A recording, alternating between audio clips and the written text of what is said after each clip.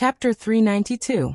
One had to know that when he played basketball with Hwashidu in the past, half of the girls in the field had come to see Hwashidu. Qin Luyen did not speak, but a dark look flashed past his eyes. He still wanted to get Gu, or back as soon as possible. No matter who he handed Gur to, he would not be at ease. Back at the old mansion, Bei Yunj and Hwashidu accompanied the old master and walked in front. But in the next second, when old Master Qin looked up and saw the familiar figure in the living room, his smile froze. It was Qin Yojiao. However, old Master Yin and Yin Nua were sitting beside him. I heard last night that Jiao Jiao passed the International Musicians Association's preliminary audition. Is this true? A trace of admiration flashed past old Master Yun's eyes. It had to be said that Qin Yojiao was the most outstanding in this socialite circle. It's just the preliminary audition. Qin Yojiao smiled.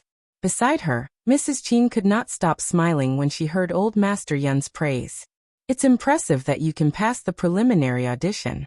The International Musicians Association has never recruited anyone from our country, eh? Old Master Yun sighed. Back then, he was also lucky enough to meet people from the International Musicians Association. They were all people who chatted and laughed with the top celebrities in the world. The moment he finished speaking, old Master Yun and the rest noticed old Master Qin and the rest. However, when Yin Nua saw Bei Yunj, a trace of sarcasm flashed past her eyes. Yes, how can ordinary people reach the International Musicians Association? Yin Nua laughed deliberately and her words sounded a little ear-piercing. Compared to some people who can only be reincarnated into a good family, Jiao Jiao is much better. With that said, 228 Literature Network Yin Nua did not notice that the expressions of the people walking over had darkened. Only Bei Yunj glanced at Yin Nua with a faint smile and suddenly laughed. Yin Nua's expression changed as if she had been provoked. What are you laughing at? Bei Yunj's voice was lazy. Nothing. Does Miss Yin still want to drink tea? These words sounded hospitable, but Yin Nua remembered how Bei Yunj had splashed hot tea over her head last time. Yin Nua's eyes turned red as she gritted her teeth. You, then she sneered again. Miss Pei is really intolerant. Jiao Jiao has been in the Qin family for 19 years. Isn't she more like the eldest daughter of the Qin family than you? At this moment, old Master Yin didn't say anything, silently agreeing with Yin Nua's words. In the end, his old friend was blinded by blood. So what if her granddaughter wasn't her biological granddaughter? Qin Yojiao had even passed the preliminary examination of the International Musicians Association. Was this still far from winning glory for the Qin family? As for the new daughter, the Qin family had been embroiled in a storm because of her. What could she bring to the Qin family? However, what old Master Yin didn't expect was that old Master Qin would actually get angry. Miss Yin, if you don't want to be a guest of the Qin family, you can leave early. Looking at old Master Qin's cold face, Yin Nua also panicked. The Yin family and the Qin family had been on good terms for so many years, and old Master Qin had always been very gentle to her. However, this was the first time his tone was so cold and distant. Yin Nua felt wronged. I didn't mean that. Old Qin, why are you angry with the younger generation?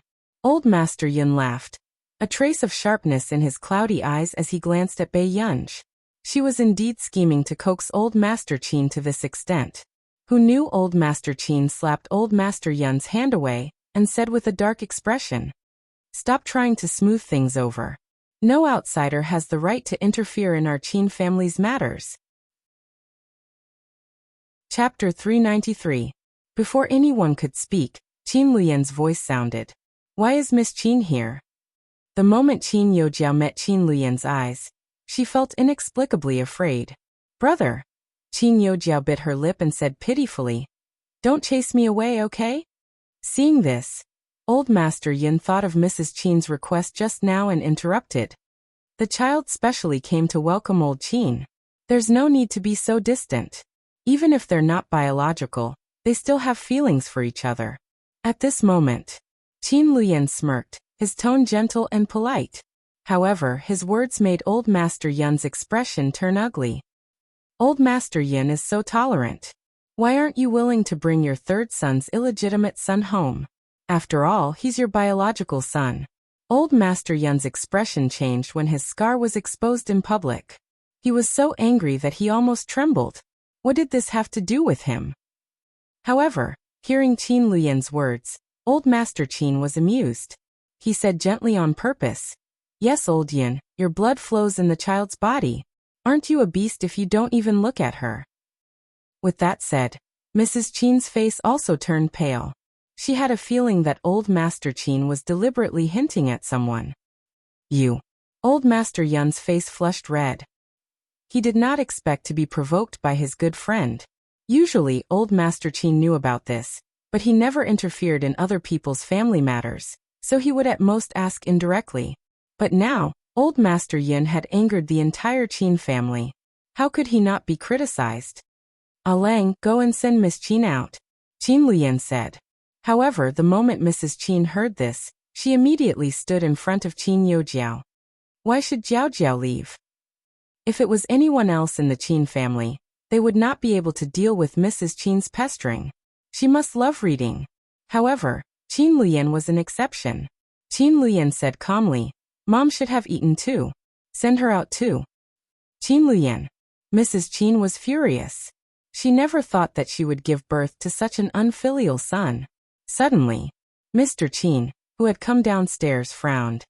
"Luyan, is this your attitude towards your mother?" Unexpectedly, Old Master Qin said faintly, "Why? Are you going to scold Luyan in front of me? Do you think you're so great just because you're me?" Mr. Qin was taken aback. "Dad, no, that's not what I meant." "Then what do you mean?" "If you don't want to be a member of the Qin family, then scram. This old man's death has nothing to do with you." Old Master Qin roared angrily. In an instant, the atmosphere in the arena was silent. Old Master Yun didn't expect Old Master Qin to be like a barrel of explosives. Because of the Bei Yunj incident, it was easy to explode. Even Qin Youjiao saw Old Master Qin's dark expression. For a moment, he didn't dare to plead for leniency on his behalf. "Grandpa, calm down. Go sit down first." Bei Yunj saw that the old man was trembling with anger, and tried to comfort him. "My Gu'er is still the filial one." The old man's complexion improved slightly, and he followed Bei Yunj to sit on the sofa. At this time, only then did the two men from the Yun family notice the other man beside the old man. "President Hua? Why are you here?" Old Master Yun froze. He had been too concerned about the Qin family's grandchildren just now and did not notice that the person standing beside Old Master Qin was actually Huashidu. When did the Qin family get close to the Hua family? Chapter 394. Hearing this, Yin Nua looked at Huashidu in disbelief. Why was Huashidu related to Bei Yunj? Yin Nua instantly had mixed feelings, but she could not figure out how Bei Yunj was worthy of these people's favor. "Miss Pei." Old Master Yin caught the main point. Huashidu glanced at Bei Yunj carelessly before he smirked. "The young lady is very lovable." At this moment, because of Huashidu's words, Old Master Yun's expression froze. He started to suspect if he had stood on the wrong side from the start. If Bei Yunj could have a good relationship with this person from the Hua family, so what if Qin Youjiao entered the International Musicians Association? "I really didn't expect Miss Pei to know President Hua." Old Master Yun's expression froze. But no matter how he thought about it, he could not understand why President Hua was so concerned about Bei Yunj. Could it be because of Bei Yunj's face? Although he had seen many beauties in his life, he had to admit that the face of this real young lady of the Qin family was the most stunning and unforgettable. At this moment, Mrs. Qin did not want all the topics to revolve around Bei Yunj, so she immediately interrupted. "Dad, haven't you always liked Teacher Du Xiao?" This time, Teacher Du Xiao agreed to come to our house for a meal. "Teacher Du Xiao is coming to our place." Hearing this, Old Master Qin furrowed his eyebrows. It was rumored that Du Xiao had always been arrogant, and did not go to any dinner parties. Yes, Teacher Du Xiao likes Jiao Jiao quite a lot. Mrs. Qin deliberately gave Qin Youjiao a good impression. However, how could Old Master Qin not see through Mrs. Qin's intentions? "Then why are you coming to our Qin family?" Old Master Qin's tone was cold. The smile on Mrs. Qin's face disappeared, and she could only retreat in order to advance. Dad, if you really don't want to see Jiao Jiao, I promise that Jiao Jiao will never disturb you again. Carefree Book Network IVE already invited teacher Du Xiao over this time. Just treat it as the last time you're giving Jiao Jiao face. Hearing this, old Master Qin could not help frowning, his heart wavering. After all, he had indeed watched Qin Youjiao grow up. But if he agreed, what would Gu think? Suddenly, Bei Yunj said leisurely, let him do it. Old Master Qin was stunned. Gu you, Bei Yunj. I've seen him before. Gu, you know teacher Du Xiao too? Old Master Qin was surprised. Yes. Yesterday, Du Xiao had even sent her a message asking if they could have dinner together tonight. However, she was just in time to pick up old Master Qin from the hospital, so she refused. As for Promise Clouds, when he heard this, he could not help but laugh mockingly. He was slapping himself in the face to look impressive. Just because he had met Mr. Du Xiao once, he thought that he was Mr. Du Xiao's friend? Mr. Du Xiao had met so many people, but had he ever bothered with anyone? Yun Nuo could not understand how the daughter of the Qin family could be so stupid, unlike the 3 sons of the Qin family at all. But that's fine too. When teacher Du Xiao came, she would know that she was no match for Jiao Jiao. Mom, you don't want to know my methods, do you? A faint mocking look appeared in Mrs. Qin's eyes as she said. Teacher Du Xiao likes Jiao Jiao a lot, and even praised her for being someone great in the future. This time, I also want to ask teacher Du Xiao if he's willing to take Jiao Jiao as his student. Of course he's willing. Don't worry, Mrs. Qin. After all, she's the young female pianist that the nation has personally conferred upon her. Yun Nuo said with a smile as her eyes swept over Bei Yunj. However. Chapter 395. Gu'er, Big Brother went on a business trip and brought you a lot of gifts. With that said, Qin Lu reached out and gave Bei Yunj a key. This is the key to the safe. Gu'er, you can set the password for the safe yourself. Hearing this, Bei Yunj furrowed her eyebrows calmly. Isn't it too expensive? Usually most of the things in the safe were gold, silver, and jewelry. However, with old Master Qin around, she could not reject him. No. Qin Luyan's good-looking eyes turned gentler as he said word by word. After all, Gu'er is the only elder young miss of the Qin family. With that said, Qin Youjiao's expression changed, and Mrs. Qin's eyes were filled with resentment. Why was even Qin Luyan interfering in Bei Yunj's matters? Big Brother is right. No one has the right to criticize the elder young miss of the Qin family. Qin Yu, who was beside her, sneered. Qin Lang was unwilling to fall behind. Gu'er, third brother bought you a lot of gifts too. Why didn't he think of using the safe directly? It made him think for a long time about how to get so many jewelry. This was not like a club member who could just use a sack to store gifts. Thank you. A dark look flashed past Bei Yunj's eyes. But she was thinking about how to repay these things. At this moment, Mr. Qin suddenly said, Gu'er, I have something to talk to you about in private. Qin Ting. Old Master Qin furrowed his eyebrows, his gaze turning cold as he called Mr. Qin's name. Dad, it's not about family matters. Don't worry. With that said, Mr. Qin looked at Bei Yunj. Gu'er, Mr. Qin, we can talk here. Bei Yunj's tone was indifferent. Obviously, even if old Master Qin was around, Bei Yunj did not want to give Mr. Qin any face. 596 Mr. Qin's expression froze, and he glanced at Yun Nuo and Qin Youjiao. After a long time he asked stiffly, Gu, you got first in the physics competition? Bei Yunj raised her eyebrows but only looked at him. This gaze inexplicably made Mr. Qin feel guilty. However, he still braced himself and asked, Are these results real? As soon as he finished speaking, the arena fell into silence. Then old Master Qin slammed the table and stood up. His face was frighteningly dark. Bastard! How could someone ask their own daughter such a question? Dad, is this really not Luyan's doing? Mr. Qin stared at old Master Qin and asked. Old Master Qin was about to explode from anger. Mr. Qin suspected that old Master Qin was also involved in Bei Yunj's ranking. Qin Luyan's eyes were filled with sarcasm. He looked up. Dad, do you know Gu'er very well? Father Qin choked. I don't. What makes you think that Gu'er cheated? Or did you hear what Gu'er said? When Qin Luyan said the last sentence, His eyes turned to Qin Yojiao. This made Qin Yojiao's face pale, and she panicked unconsciously. I've always known that Guer's results weren't that good. Mr. Qin clenched his fists, not daring to look at Bei Yunji's expression. Will she really improve so quickly?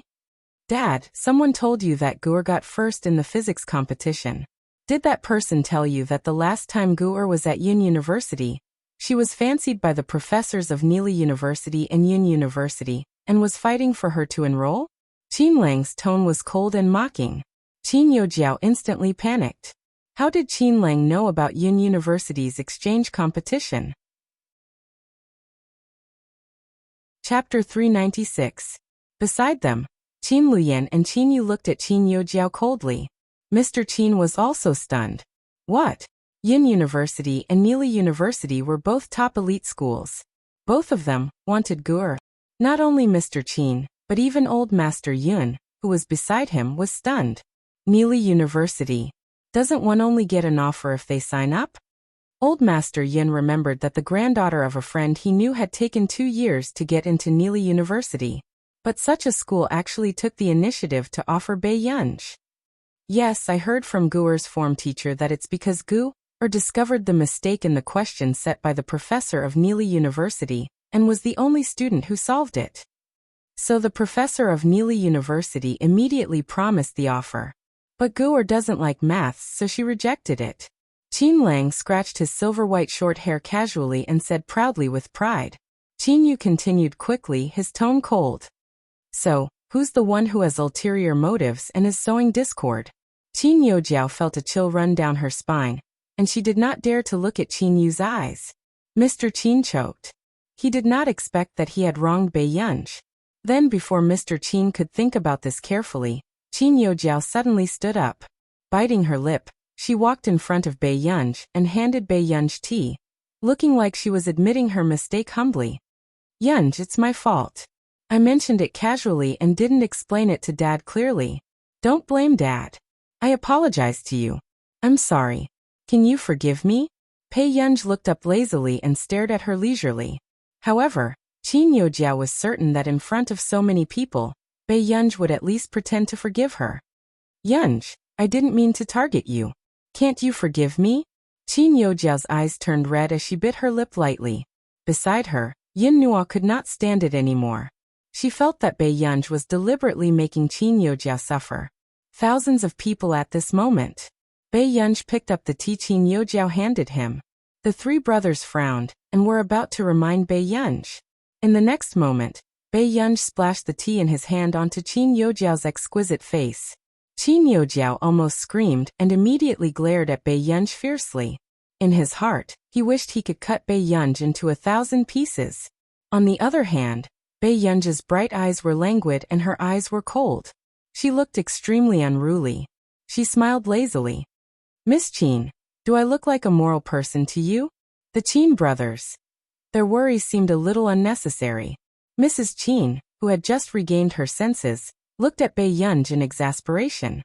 Bei Yunj, what are you doing? Promise Clouds also stood up abruptly, as if he was standing on the moral high ground. This is too much.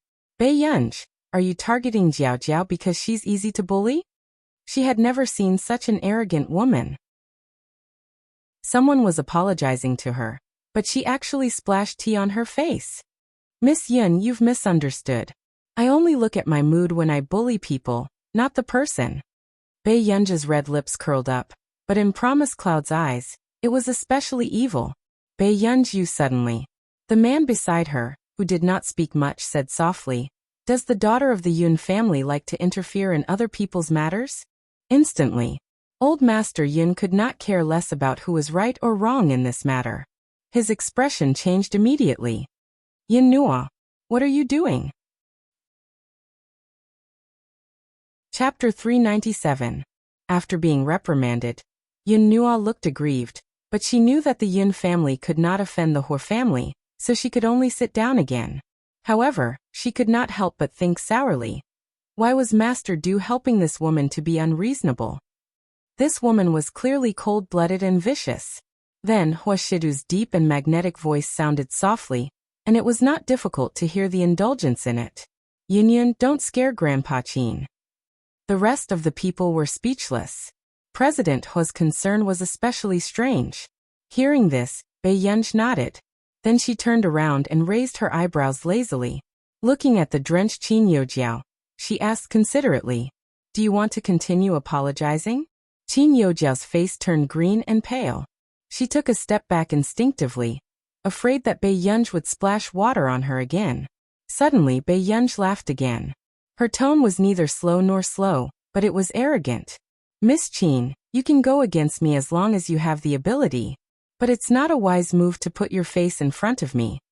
Hearing this, Qin Youjiao almost couldn't control the hatred in her heart and her face twisted. Seeing Qin Youjiao trembling with anger, Mrs. Qin's heart ached uncontrollably. She immediately wiped Qin Youjiao's face with a handkerchief and asked anxiously, "Jiao Jiao, how are you?" Before Bei Yunj came, Jiao Jiao had never been so angry. But now Jiao Jiao was being bullied, but other than her, no one else in the family cared about Jiao Jiao. Mrs. Qin gritted her teeth and could not help but blame this on Bei Yunj. Fortunately, the next moment, a voice sounded from the door. "Mrs. Qin." Everyone turned around and saw a thin middle-aged man. "Teacher Du Xiao."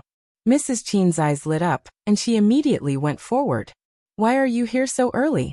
At this moment, Old Master Qin and the rest also stood up and walked towards the door. This was Du Xiao, a world-class musician.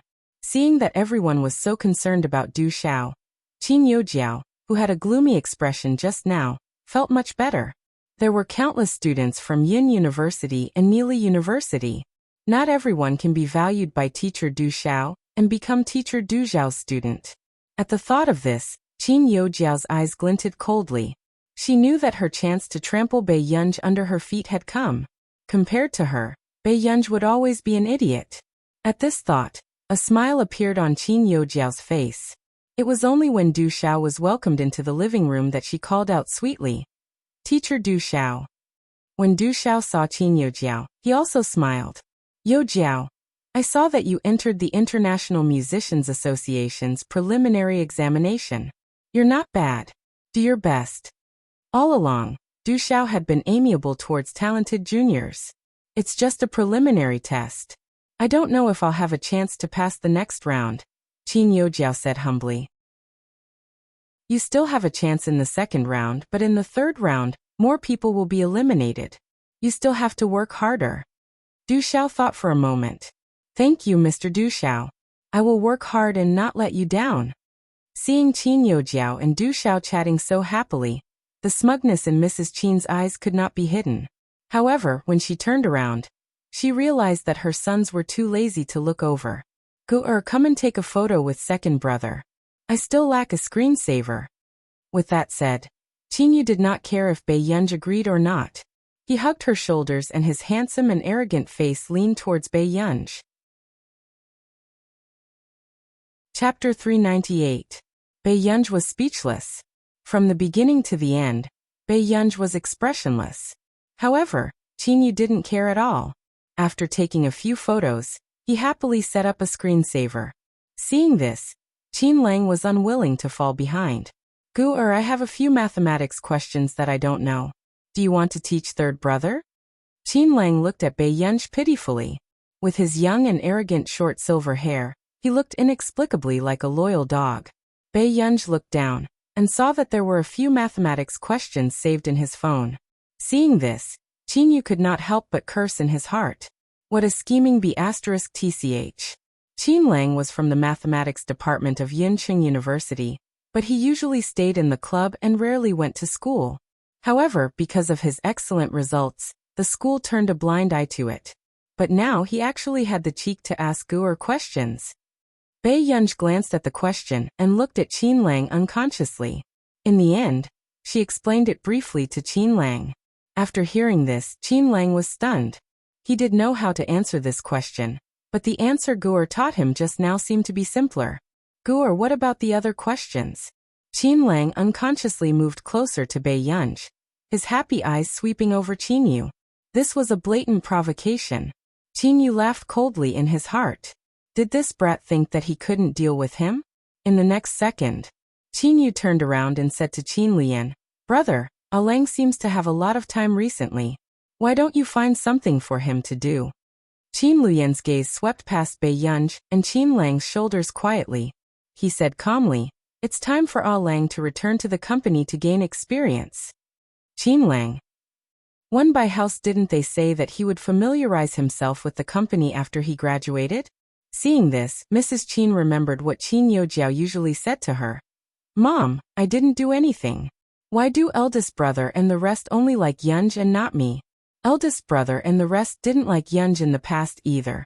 A cold sneer appeared in Qin Mu's eyes. Indeed, Pei Yunj was too capable. She had coaxed her 3 sons into a frenzy. Mrs. Qin made up her mind and turned around. "Teacher Du Xiao must be hungry too, right? Let's eat first." This time, she specially used her connections to find out about many of Du Xiao's favorite dishes. He was just waiting for Du Xiao to be happy before he brought up the matter of taking in a disciple. As long as Du Xiao accepted Jiao Jiao as his student, no one on the internet would dare to compare Jiao Jiao with Bei Yunj. Not long after, everyone gathered around the dining table. At this moment, Du Xiao, who had been surrounded by people talking, suddenly saw a rather familiar face. His eyes widened, but before he could say anything, he was interrupted. "Mr. Du Xiao, please try this dish and see if it suits your taste." Mrs. Qin was also very concerned about Du Xiao. This concerned whether Qin Yojiao could become Du Xiao's student or not. If it was possible, it might even be easy to enter the International Musicians Association. "These are all my favorite dishes." "Thank you, Mrs. Qin." Du Xiao glanced at the dishes on the table and smiled. "You're too polite, Teacher Du Xiao. Jiao Jiao has liked your music since she was young. You can be considered Jiao Jiao's first teacher." "Really? I'm honored." With that said, Du Xiao's eyes landed on Bei Yunj again, wanting to speak. Chapter 399. Du Xiao's expression did not look too good after being interrupted time and time again. But he still asked politely, "What's the matter?" "It's just that our Jiao Jiao also wants to find a suitable teacher now. I wonder if Teacher Du Xiao is willing to teach Jiao Jiao personally?" Mrs. Qin asked with a smile. In her opinion, this matter was very likely to succeed. After all, there were not 1 or 2 peers in the entire country who were more talented than Qin Yojiao. "Why?" Du Xiao frowned unconsciously. At the same time, this question stunned Mrs. Qin. Then Mrs. Qin said with a smile, "Jiao Jiao is also at a bottleneck now and it's very difficult for her to break through. She wants to find a teacher to teach her." However, when Du Xiao heard this, he felt that things were even stranger. He could not help but glance at Bei Yunj, who was sitting opposite him, before he turned back to look at Mrs. Qin. He asked in disbelief, "You're looking for me? Wasn't the person sitting opposite him ruthless enough? Why did she have to seek someone far away?" Mrs. Qin also felt that Du Xiao's attitude was strange. "Yes. Other than you, no one is more suitable to be Jiao Jiao's teacher. I'm returning to Country R tomorrow, so I can't bring your daughter along." Although Du Xiao admired Qin Yojiao's talent, he did not want Qin Yojiao to inherit his legacy. But if he really chose one, Du Xiao could not help but glance at Bei Yunj and start to have evil thoughts. If he could make this person his student, would it be easier for her to be the president of the International Musicians Association in the future? After feeling a strange gaze from somewhere, Bei Yunj furrowed her eyebrows unconsciously and looked up instinctively. Then, she saw Du Xiao smiling at her. Bei Yunj was speechless. What was he thinking? "It's okay. Jiao Jiao can go to Country R when she's free." Mrs. Qin could not help saying. Forget it, forget it." Du Xiao hurriedly waved his hands. "I can't harm Yojiao either." All he could think about now was letting Bei Yunj inherit his position. Where would she find the time to teach her? Seeing Du Xiao's clear attitude, Qin Yojiao's eyes darkened and she clenched her fists instinctively, her expression not too good. She thought that this matter was in the bag. But why did Du Xiao reject her so decisively? She had clearly checked and knew that Du Xiao wanted to groom a musician. Then why couldn't he choose her? Teacher Du Xiao really doesn't have such a plan? Qin Wanru's mother asked reluctantly. This was clearly a chance for Jiao Jiao to make a comeback. Hearing this, Du Xiao smiled but did not say anything. Suddenly, Qin Youjiao spoke. She stared at Bei Yunj and felt a sense of comfort in her heart, as if she was dragging Bei Yunj into the water.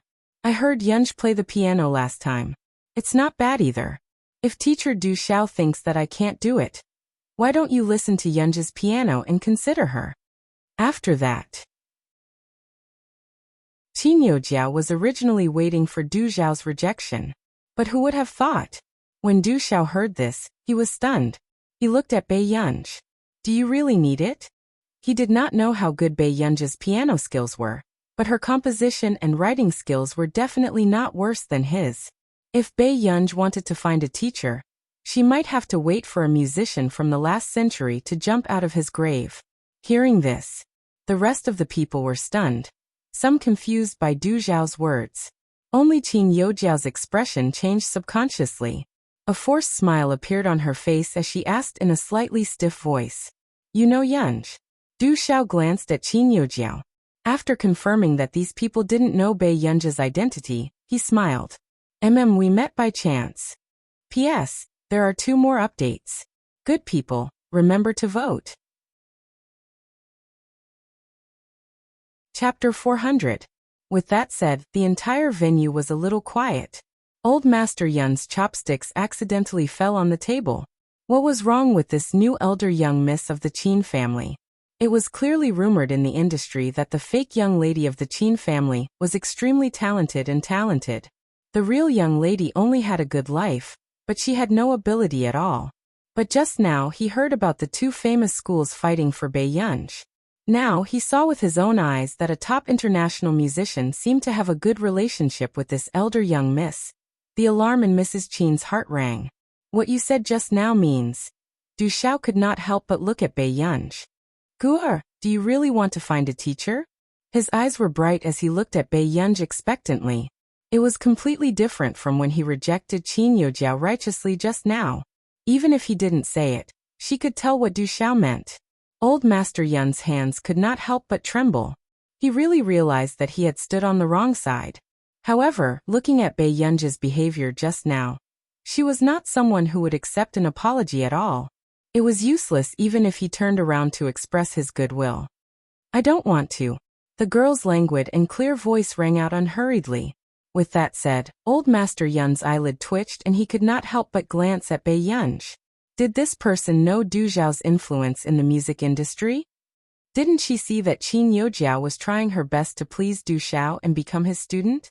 Why? Du Xiao asked weakly. I'm going to take the college entrance examination soon, and want to study hard. Du Xiao was speechless. The rest of the people were speechless. Was this excuse bullying Old Master Du for not knowing about Yin University's competition? 520-inch sigh. This child is insensible. Teacher Du, why don't you give me your contact number? Let me persuade her properly. Old Master Qin suddenly said with a smile. Bei Yunj turned to look at him.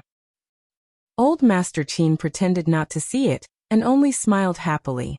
If Gu became Du Xiao's student, who in this industry would dare to spread rumors about Gu? From the corner of his eye, Du Xiao saw that Bei Yunj really didn't say anything. He seemed to understand something and shook hands with Old Master Qin without batting an eyelid. He smiled gratefully and said, Really? Then I really have to thank you properly. I'll treat you to a meal when I'm free. When the surrounding people saw this scene, they inexplicably felt that something was not right. Just now, didn't Du Xiao say that he was about to return to our country, and was unwilling to accept students because he was afraid of delaying Qin Youjiao? What was going on? Mrs. Qin's expression was also stiff. Teacher Du Xiao, are you planning to take Yunjin as your student? Then just now Jiao. If we can take him in, we will naturally nurture him as the successor, Du Xiao said happily.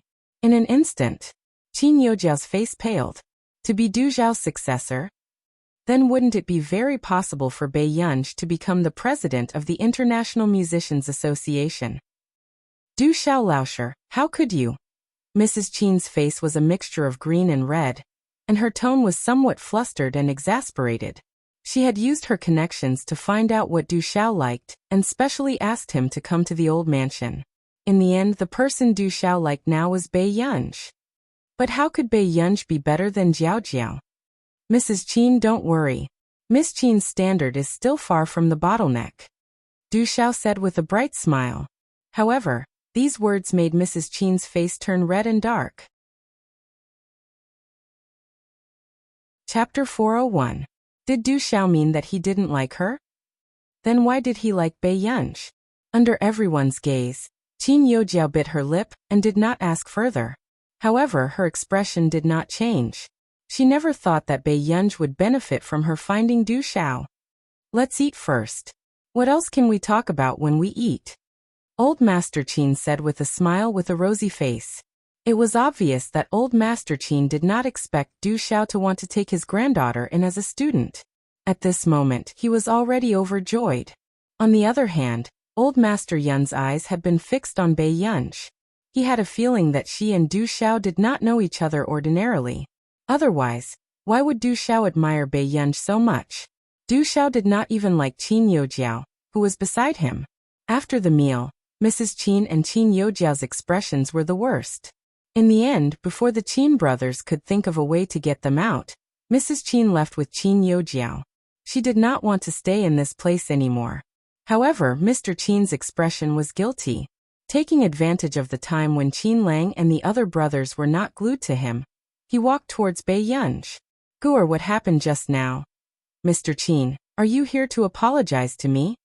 Bei Yunj's gaze was distant, and even her curved eyes did not have a smile. Yes. Mr. Qin clenched his fists and admitted it. Thinking about it, it's not the first time you've caused trouble for me. Bei Yunj's red lips curved and her tone was lazy. Compared to apologizing, I hope that you will disappear from my sight with your beloved daughter. Guer, Jiao Jiao didn't say that you cheated. Mr. Qin explained instinctively. Did she say that there's any conflict with me wanting her to disappear? Bei Yunj was still smiling lazily. There was a coldness in her extremely beautiful eyes that Mr. Qin had never seen before. Then before Mr. Qin could continue speaking, Bei Yunj saw Huashidu accompanying Old Master Qin down the stairs. The corners of her lips curled up as she walked towards the stairs. Bei Yunj asked with a smile as she leaned lazily against the railing with one hand supporting her head, and watched the man walk down the stairs. What are you talking about with Grandpa? Talking about you. The man's thin red lips hooked up, then lazily stretched out his hand, leisurely scratched her chin. Bei Yunj was tickled and subconsciously rubbed against his cool fingertips. Huashidu could not help but chuckle when he saw this. In the eyes of the bystanders, this small interaction was inexplicably doting. When Old Master Qin saw this, he came back to his senses and felt that something was wrong. In the study room just now, he had only chatted with Huashidu about Bei Yunj's living environment and studies. He felt that Huashidu was someone who could take good care of Guer. But now, looking at this scene, Old Master Qin inexplicably felt that something was out of his control. Grandpa Qin, I'll take Yunyan back first. I'll visit you another day. The man in front of her was so polite that no one could find fault with him. Okay. Be careful on the road. Old Master Qin, an ordinary elder, could not help but remind them. Huashidu replied, Okay. Huh? Isn't Guer staying at the old mansion today? Qin Yu blurted out instinctively. Why would she stay? Doesn't your sister need to go to school? Old Master Qin rolled his eyes. However, in fact, seeing that his brothers cared about Bei Yunj, he was relieved. P.S. Be good and remember to vote. Chapter 402. That's enough. Don't just stand there and watch. Old Master Qin laughed coldly. I usually see that you're so busy, but you took the initiative to stay today. So it's because of Guer. Qin Yu was speechless. Not really. Old Master Qin chuckled and glanced at his 3 grandsons. How could he not know why everyone was here today? If it wasn't for Guer, how long would these 3 be willing to stay in the old mansion? However, he could also tell that compared to these 3 biological brothers, Guer liked the younger generation of the Hua family more. After leaving the old mansion, Sung Su was driving in front. Huashida's eyes were lazy and his well-defined hands loosened his tie casually. Even the 2 buttons on his collar were loose. He exuded a lustful and frivolous aura. The man glanced at the girl beside him. Yun, why were you angry just now? He knew that this child was not someone who would give others a way out. However, it was rare for him to act so recklessly. Bae-yunj was looking at the night view on the sparkling bridge outside. Hearing this, she turned back and thought for a while before she realized that Hoshidu was talking about Qin Yojiao. Bae-yunj's eyes curved and the smile in her eyes was cold and unrestrained. She needs to be taught a lesson. It was not that Bae-yunj did not know that Qin Yojiao had manipulated public opinion to drag Director Lin down, and called Director Lin to come to Hongda. It was just that it was not time to touch her yet. But it did not mean that Bae-yunj had the patience to watch her jump around under her nose. Seeing the coldness in Bae-yunj's eyes, Hoshidu knew the relationship between the two of them. Brother, are you going to educate me? Bae-yunj looked up at him and asked with a smile. Hoshidu's gaze landed on her unwaveringly. He chuckled lazily and carelessly pinched her cheeks. The man's posture was light and seductive. The warmth of his fingers was so ambiguous that it made her blush and her heart race. My elder young miss should be more pampered and willful. As for the rules, it was not up to his child to follow. Hearing this, Bae-yunj's heart skipped a beat.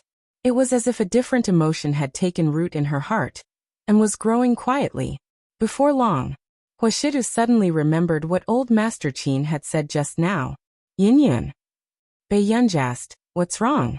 "You can go back to the Qin family's old residence in a few days." As soon as the man spoke, Bae-yunj subconsciously moved her fingertips. The emotions in Bae-yunj's eyes were unclear. After a moment, her fingertips fiddled with her clothes again. Okay. After that, the atmosphere in the car was a little strange. Even after getting out of the car, Bae-yunj waited for Hoshidu as usual. She was more than a meter away from him. How could Hoshidu not tell that something was wrong with this young lady? Subsequently, he had just started walking towards Bae-yunj when he saw the little girl in front of him also walking forward. Yin. Okay, I'm going back to do my homework. The Pei in front acted as if nothing had happened. The corners of the man's upturned eyes were seductive, but there was a smile on his face. His voice trailed off as he called out again, Yun. What's wrong? Bae-yunj's tone was gentle. Brother is a little tired. Can you help brother back? Bae-yunj. She turned around and looked at the tall man with long legs in front of her expressionlessly. However, the man's posture was lazy and light. He did not look tired at all. Bae-yunj took a deep breath without batting an eyelid. I can't help him. I see. The smile on the man's lips was almost imperceptible. Just as Bae-yunj turned around, he suddenly walked over. Then Yun should be tired. Chapter 403. Hearing this, before Bae-yunj could deny it, someone suddenly hugged her waist and turned her world upside down. The man easily carried her up. However, Bae-yunj felt that her center of gravity was unstable and subconsciously wrapped her arms around the man's neck. What are you doing? The man's deep and magnetic voice whispered in her ears with a smile, but his tone was light, flirtatious, and seductive. Are you tired, Yin? Then I'll carry you back. Bae-yunj looked up and saw the man's refined side profile without blushing. She fell silent. It was all this face's fault. It was too deceptive back then. She had used all kinds of tricks along the way, but the man did not put her down. Until they returned to the living room. Hoshidu placed her on the sofa and stared at her. Bae-yunj. Can I go upstairs? The man's tone was lazy. No. Bae-yunj. Seeing that the little girl had been silent, the man's Adam's apple moved and he laughed softly. Can't you stay with me for a while longer? Bae-yunj mimicked his attitude just now. No. Who knew? The man looked at her for a while and laughed softly. He suddenly leaned closer and dragged out his last syllable. His deep and ambiguous voice seemed to be blatantly seducing her. Yin, do you mean that you can't do anything? Yes. Bae-yunj turned her head and did not look at that face that could easily make people lose their bottom line. The corners of the man's lips curled up imperceptibly, but he was not frivolous. Then can you not act coquettishly with me? No. Before Bae-yunj could finish speaking, she reacted. Her eyes moved and she subconsciously looked up, but she did not expect to meet the man's half-dark eyes. It was so tempting that her legs turned to jelly. However, the man's eyes had melted into a thick black color, and he was still staring straight at her. His sexy throat moved slightly and he let out a chuckle. He lazily reached out and rubbed her cheek. Yes, so cute. It took Bei Yunj a while to react to his unexpected compliment. When did she act coquettishly? Bei Yunj looked up expressionlessly. Washidu. Clearly, this little girl was already on the verge of exploding. Yes, I'm here. Bei Yunj's eyelids twitched, but when she looked at the man's handsome face, her anger dissipated. She gritted her teeth and only managed to squeeze out 2 words. Behave yourself. After saying this, Bei Yunj stood up and walked upstairs. The man's usually cold peach blossom eyes were curled up at this moment. His smile was too good-looking and seductive, as if it could electrify people. The next day, Bei Yunj received a call early in the morning. It was Marcus who called to tell Bei Yunj that there were a lot of things that could be developed in the computer industry. He asked her if she planned to do it herself. After all, whether it was in the field of high-performance computers or the information industry, they had a natural advantage in terms of technology. Therefore, if Bei Yunj was interested, she might be able to give it a try. You want to do it too? Bei Yunj sat in the back seat and asked. I don't have the time. Someone came to talk to me about this some time ago, so I thought of you. Marcus smiled. It had to be said that Marcus was indeed very considerate of Bei Yunj. Thank you, Marcus. Bei Yunj smirked before she said, I have an idea. When do you plan to do it?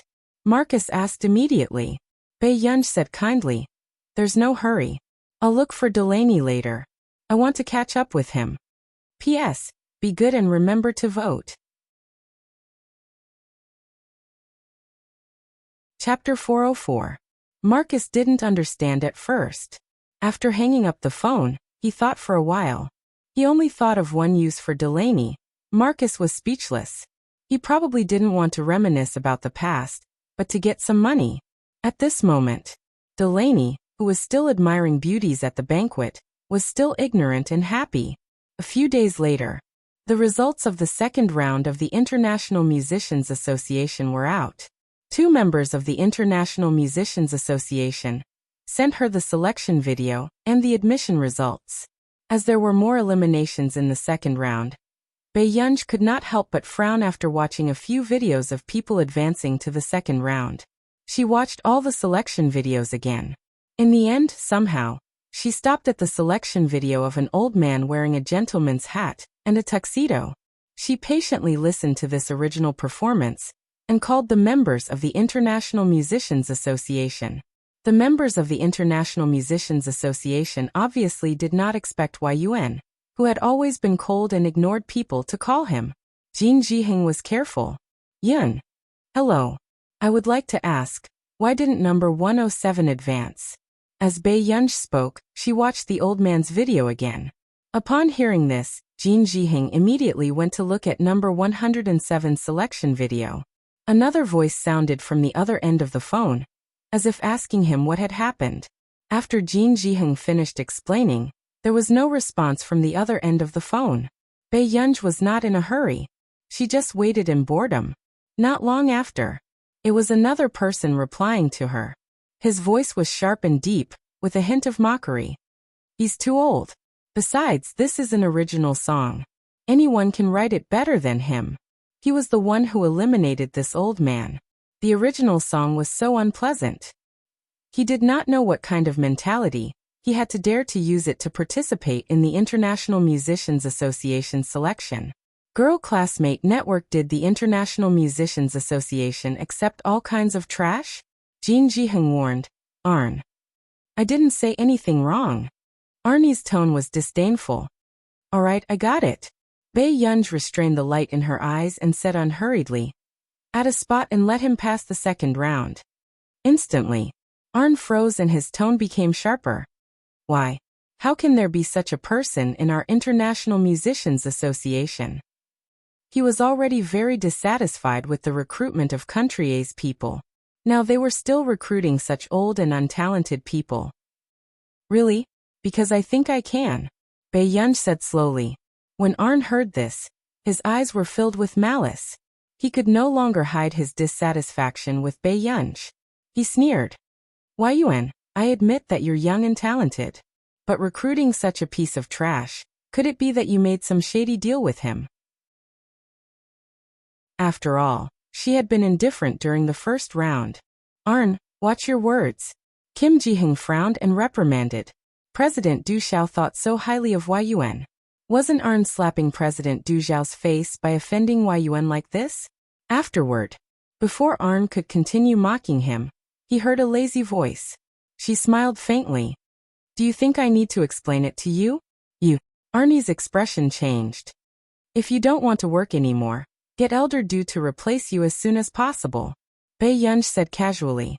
Hearing this, Arnie's face turned green and red, but he did not dare to tell Du Xiao. He still had business to attend to, so how could he leave? Moreover, Chapter 405. After holding it in for a while, Arn then said, I was being nosy. I'll add it for him now. It's good that you know your place. Bae-yun laughed lazily and hung up the call very quickly. This infuriated Arn even more. This Hwa-yuen. She's simply young and frivolous. Jin Ji-hyung sipped his tea silently. But she's talented. So what if she's talented? Someone like her. Before Arn could finish speaking, Jin Ji-hyung suddenly paused. He placed the teacup on the table heavily and leaned closer to the computer. It was as if he wanted to see how the 107 elder played. What are you doing? Arn was shocked by his action and quickly turned to ask. Look at the way he plays.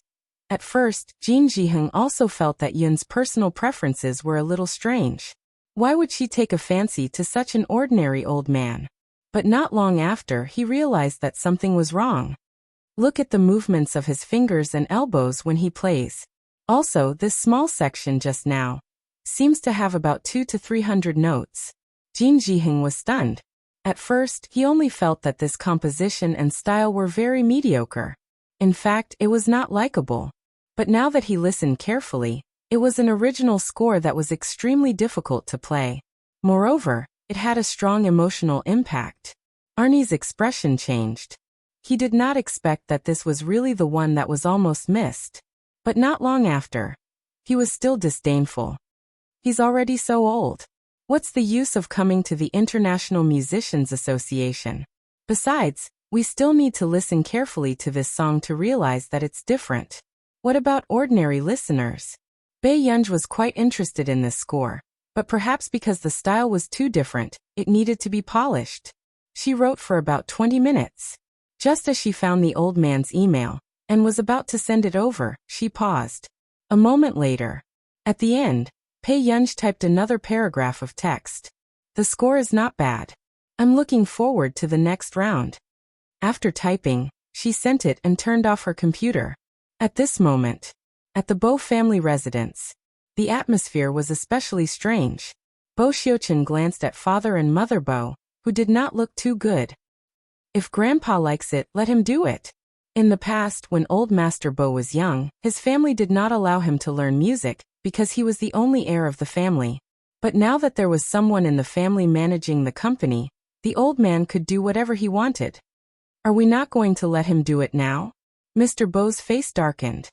Your grandfather heard from others that the people who advanced in the second round of the International Musicians Association have already received the news. He hasn't. Right now, the old man is fishing and thinking about life. At first, he did not agree to old Master Bo going because he was afraid that old Master Bo would not be able to advance and would be so upset that he would not be able to eat for a few days. But now, what he was afraid of had happened. Can't the International Musicians Association be bought with money? Bo Xiuqin frowned. Mr. and Mrs. Bo's expressions changed. But very quickly, Mother Bo carefully looked upstairs. Seeing that there was no movement, she dared to speak softly. Mom has used her connections. Mr. Jean, who is in charge of recruitment, is my old classmate. But no matter what, they refused to open the back door. Bo Xiuqin was silent for a moment. Where are the others in charge? One of them is from Country B. It said that he has a big problem with people who are too old. It won't work either. Mrs. Bo thought for a while and said, "There's another one. The person in charge is from our country." Bo Xiuqin looked at her. "Who is it?" Chapter 406. It's Man's arranger. Her name is Yuan. When Bo Xiuqin heard this, helplessness appeared in his cold and arrogant eyes. "Since they know each other, can't we just contact Manran directly?" "I've contacted them. This won't work." Mrs. Bo looked worried. Man said that if we really went to look for Yuan, that person might directly eliminate Old Master. Sigh, why are there so many people in this world who don't bend over for money? Bo Xiuqin glanced at her and did not say anything else. A moment later, he suddenly remembered. "Old Master is fishing? I didn't see him when I came over from the pond just now. He thinks the wind is cold and got the butler to catch a few fish and put them in the bucket. He's fishing upstairs." Bo Xiuqin. Will he come downstairs to eat later? He might not. Hence, the entire Bo family started to worry about the troublesome Old Master. Half an hour later, there was a commotion upstairs. "Son, daughter-in-law, Chun, I've advanced." Suddenly, Old Master Bo ran down like a gust of wind, his face overjoyed. Father Bo was shocked and immediately went forward to help him, afraid that he would fall. Why are you helping me?" Old Master Bo slapped Father Bo's hand away unhappily and instantly beamed. Look. This is for me." Hearing this, Father Bo looked like he had seen a ghost and really looked at the email carefully. How could anyone take a liking to the old man's strange composition? "Grandpa, did someone else send it from this account too?" Bo Xiuqin looked at the email account. It did not seem to be an official account. "Account? Let me ask." Old Master Bo was stunned for a moment before he quickly went to ask the other participants. Who knew? The account information sent by others was completely different from the account information sent to him. Cold Master Bo's expression changed. "I don't think so." Seeing that Old Master Bo was in a daze, Bo Xiuqin immediately called the International Musicians Association to ask.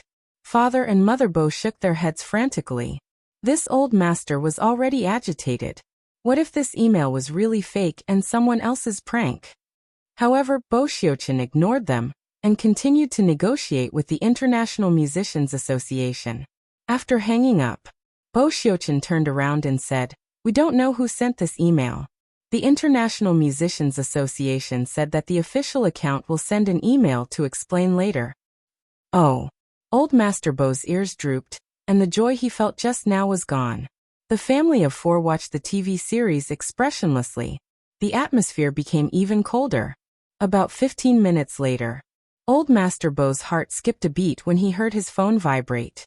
He calmed down for a moment and opened the email. Unexpectedly, there were two emails. One was the official promotion notice from the International Musicians Association. The other letter was also an explanation from the International Musicians Association. "Hello, Mr. Bo. After checking, your email was sent by the person in charge of recruitment, Yuan. I hope you will continue to work hard and look forward to the day when the International Musicians Association meets you." Although this explanation was written very officially, however, Old Master Bo almost stood up. It was Yuan who sent it to me." Old Master Bo was so excited that he was incoherent. When he thought of the email that Yuan had just sent him, which contained guidance and encouragement for him, he felt like he was about to fly. Among so many second-round promotions, only he was specially sent by Yuan.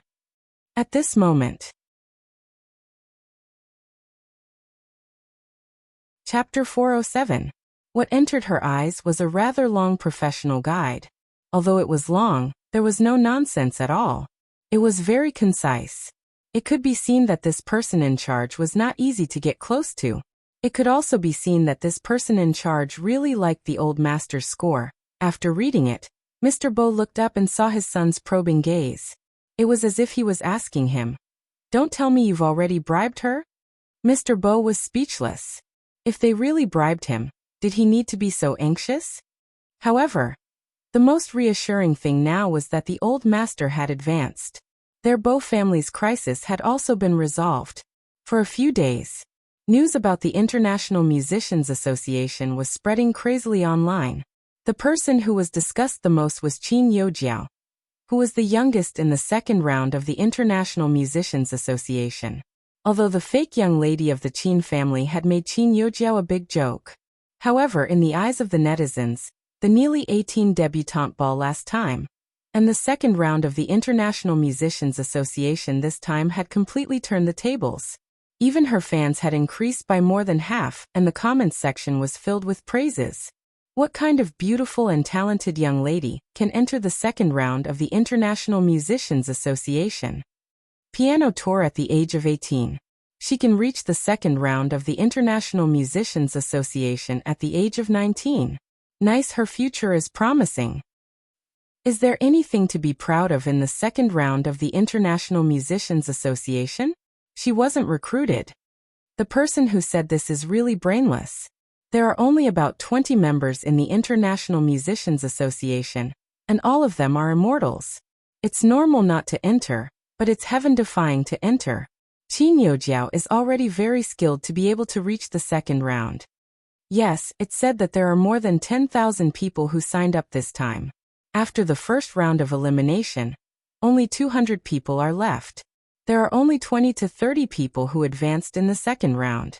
Don't you think Qin Youjiao is amazing? Ha ha ha. If there's an official member under the age of 30 in the International Musicians Association, I'll cut off his head and let everyone kick it as a ball. Tisk, I used to think that Qin Youjiao had suffered a loss after leaving the Qin family. Now it seems like the Qin family is the one who suffered a loss. Ever since the nearly 18 debutante ball, I've felt that this woman is not simple.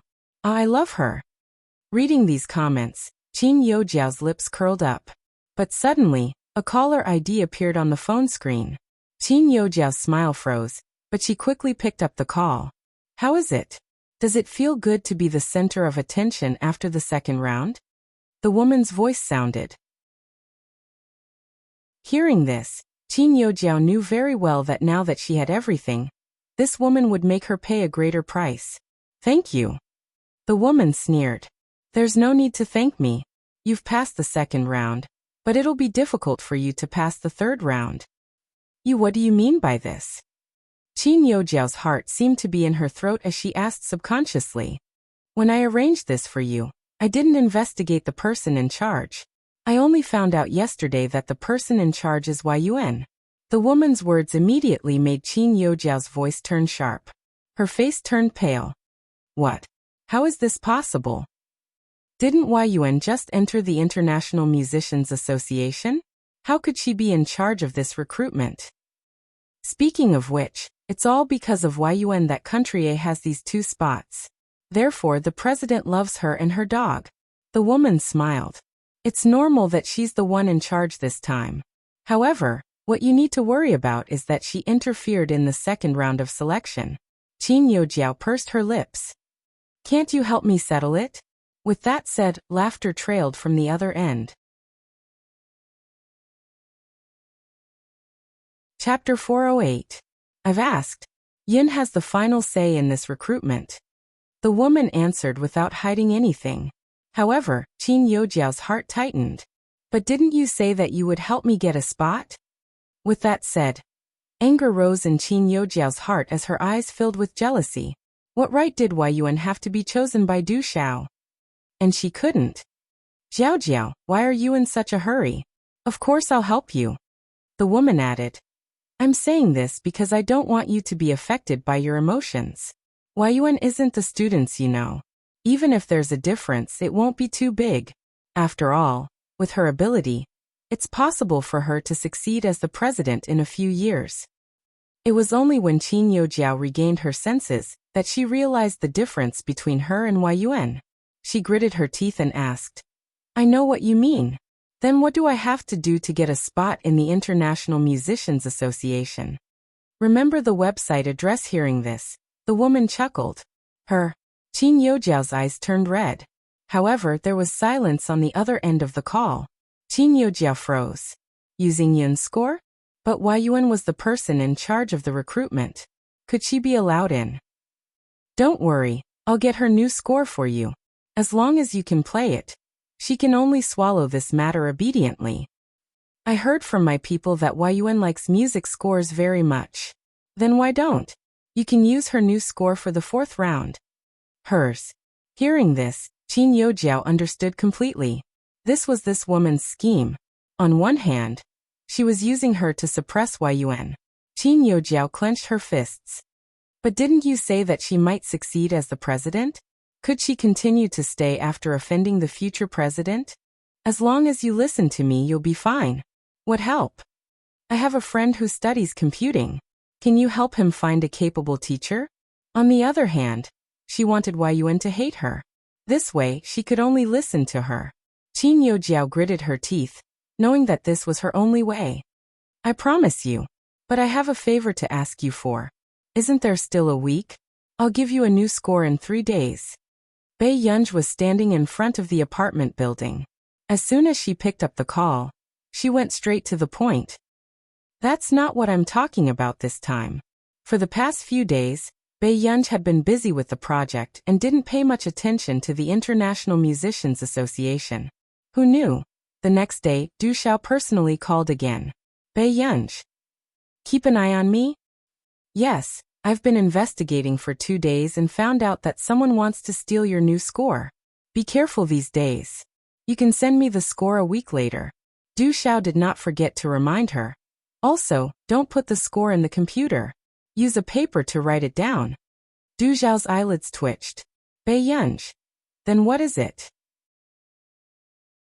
During this period of time, I've been urging you to write the score. I didn't notice that someone had their eyes on you.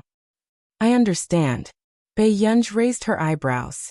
She didn't expect that someone would be interested in her new song before it was even completed.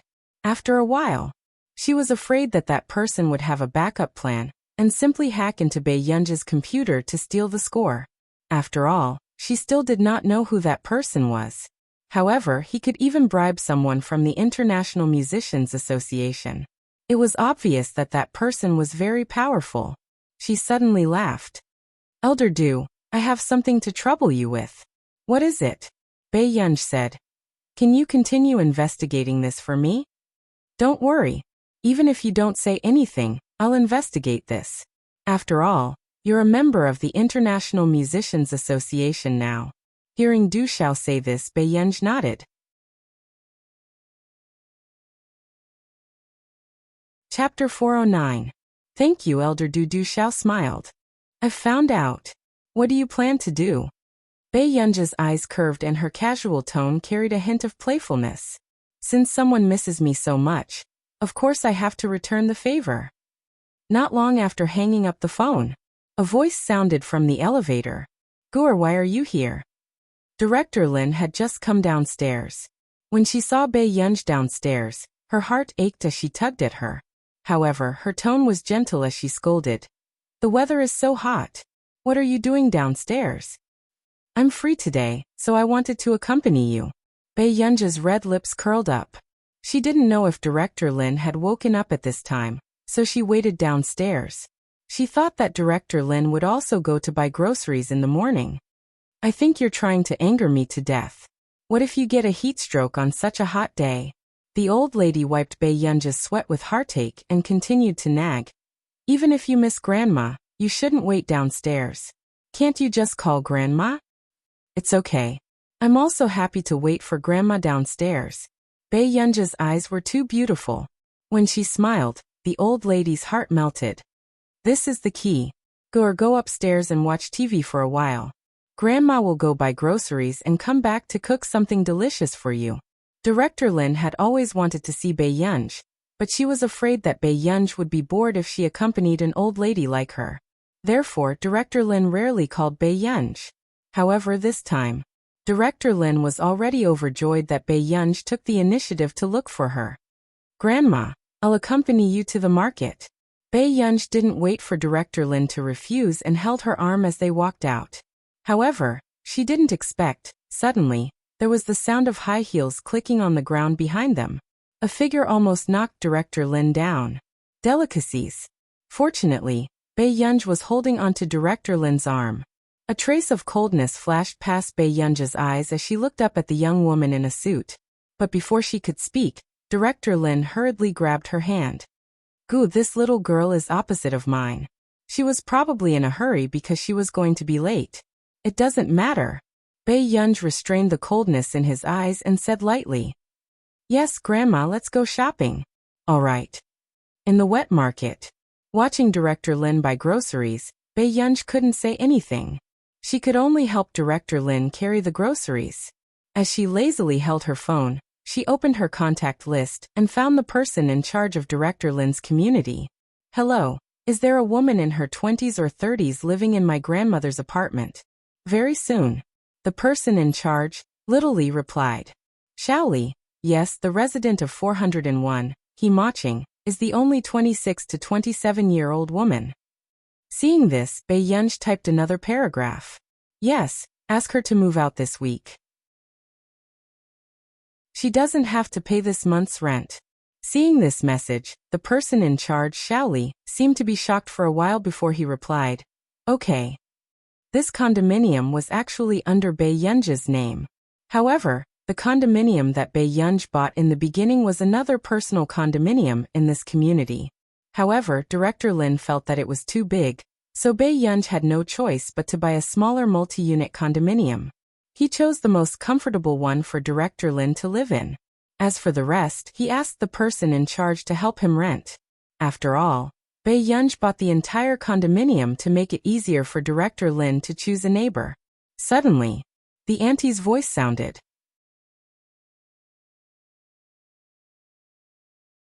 Chapter 410. Thank you. When Director Lin heard this, she beamed with joy. Unexpectedly, the auntie became enthusiastic again. "How old is your daughter? Do you have a boyfriend?" "Actually, I have a good nephew. Although he's a little short, he works in a foreign company. He earns tens of thousands a month." When Director Lin heard this, the smile on her face gradually disappeared. "There's no need." After saying that, Director Lin wanted to leave, but the auntie stopped her. "Your daughter is good-looking, but she still needs to find a rich man to be her boyfriend. In this day and age, looks can be fake, but money isn't." The auntie knew Director Lin, and knew that she lived in the high-end neighborhood next door. However, her nephew had bought a small villa nearby, and even had a car worth 3 to 4 million yuan. Therefore, if this young lady could be with her nephew, it would be her blessing. "My daughter doesn't lack money." Director Lin's expression didn't look too good, but she had a gentle personality and didn't know how to argue. If she doesn't lack money, why would she let you come to this place to buy groceries? When the auntie heard this, disdain appeared in her eyes and she sized up Director Lin. After sizing her up, she started to suspect that Director Lin lived in a high-end neighborhood because she didn't have money and wanted to save face. At this moment, Bae Yunja's hand paused and she looked up at her unhurriedly. "My daughter, do you think money is important?" Bae Yunja's smile didn't reach her eyes. She lazily put her phone back into her pocket and said, "It's important." When the auntie heard this, she felt that this young lady was more sensible. She looked a little smug. "Isn't that so? Young lady, tell me what kind of boyfriend you want." "Find someone who's not very poor." Before the auntie could be happy, she heard Bae Yunj say slowly, "In his 20s, pleasing to the eye, and has a few 100 million yuan in assets. That's fine too." Her tone sounded quite forced. 85. When the auntie heard this, her expression changed. She felt that Bae Yunj was deliberately playing with her. A few 100 million yuan in assets? The auntie's face darkened and she sneered sarcastically. Who did this little girl think she was? She wanted to find someone with a few 100 million yuan in assets? How could he like her? Why? Doesn't your nephew have one? Bae Yunja's bright eyes revealed a hint of laziness and disdain. After that, Bae Yunj pulled Director Lin and left. Only the auntie was left behind. She was so angry that she was about to ascend to heaven. Does this little girl really think that she can eat just because she's pretty? How could someone with a few 100 million yuan like her? Not long after, another middle-aged woman who had witnessed all this carefully tugged at her sleeve. "I was just joking with you. How can you joke like this? The middle-aged woman was so angry that she laughed. She had introduced them out of goodwill. Yet she had been ridiculed by this little girl? The middle-aged woman was silent for a moment and looked at her again. Xiuhi, do you not know Principal Lin? Last time, my grandson told me that the elder sister is the former dean of Yunqing University, and the daughter next to her is the daughter of the Qin Group. With that, she added, the Qin Corporation with a market value of hundreds of millions. As soon as he finished speaking, the middle-aged woman, who had been scolding just now, suddenly trembled and her legs almost went weak. What did you say? The middle-aged woman who knew the truth said frankly, if someone with a few 100 million yuan in assets can be liked by the young lady of the Qin family, I'm afraid he has to marry into her family. The people around who heard this also fell silent. Chapter 411. Bei Yunj accompanied Director Lin for half an hour. Just as she was about to return to the apartment, she suddenly received a call. It was from Tsing Su. Miss Pei. Bei Yunj asked, what's wrong? Is brother looking for me for something urgent? Tsing Su was silent for a moment, as if he was organizing his words. Then Bei Yunj heard Tsing Su say, Miss Pei, it's like this. Your eldest brother, second brother, and third brother have all asked someone to send something over. However, it seems to be very expensive and needs you to check it. Hearing this, Bei Yunj suddenly remembered the key Qin Luyan had given her last time. He had sent the safe to the Hua Corporation? Then what did Qin Yu and Qin Lang send her? Bei Yunj's eyes twitched. Okay, then I'll come over in the afternoon. Okay, sorry to trouble you, Miss Pei. Master Du isn't around today. Otherwise, it would be the same if he signed for it. I'm having a meeting at the branch office too. I don't know if I can go back in the afternoon. It's all right. Thank you for your hard work. Bei Yunj smirked. After hanging up, Director Lin could not help asking. Guer, you're leaving in the afternoon? What time are you leaving? I'm going to the Hua Corporation to sign a package. Bei Yunj nodded. Director Lin hid the dimness in her eyes and smiled quickly. Okay, then Grandma will cook early. Bei Yunj looked at Director Lin. On the way, she suddenly asked, Grandma, are you free in the afternoon? Director Lin turned around. Yes, why? Then do you have time to accompany me to the company to sign for a package? After signing it, we'll go shopping. Bei Yunj said with a smile, but her eyes swept past Director Lin's sleeves that had turned white from washing. Hearing this, Director Lin's eyes lit up. Sure, Grandma will go to the mall to buy you some food. I'll leave it at home. Okay. Bei Yunj chuckled and opened the umbrella naturally to shield Director Lin from the sun. In the afternoon, at the Hua Corporation, Maching Manager Qian dotes on you too much. He didn't even scold you when you were late. Two women were chatting at the desk. So what if you don't reprimand me? The Hua Corporation has a fingerprint card. If I'm late 3 times a month, my entire monthly salary will be automatically deducted. The woman said coquettishly, if you're late 5 times in 3 months, you'll be fired. You're still afraid of being fired? Your family is so rich. You carry bags that are worth tens of thousands, and wear branded clothes. The short-haired woman was envious. By the way, where do you live? Hearing this, Himaching's smile froze. My house is quite far away. The neighborhood is usually very strict, so I can't bring anyone there. Unexpectedly, when the woman heard this, her expression became even more envious. It's a detached villa, right? I heard that some residential areas are especially luxurious and don't allow people to bring people in. Himaching smiled and patted her. How did you know? Although Himaching did not point it out, in the eyes of others, Himaching admitted the fact that she lived in a villa. Seeing this, many people felt envious. However, in the Hua Corporation, there were many people who could afford to live in villas. However, most of them were employees on the 3rd floor and above. Not long after, a clear female voice rang out. Sister Shu, someone is looking for you. He said he's here to get a package. At this moment, the people on the 2nd floor were stunned. Coming to the Hua Corporation to get a package. What was going on? Wasn't it clearly stated that other than office supplies, No one was allowed to send anything to the company? Sister Shu doesn't seem to be around. Why don't you let that person wait outside? Chapter 412. Sister Shu doesn't seem to be around. Why don't you let that person wait outside? Hearing this, that person was stunned. Then I'll bring her to the VIP room? Himaching sneered. CEO Hong is in the VIP room. Can you take responsibility for offending him? Just get her to wait downstairs. This isn't too good.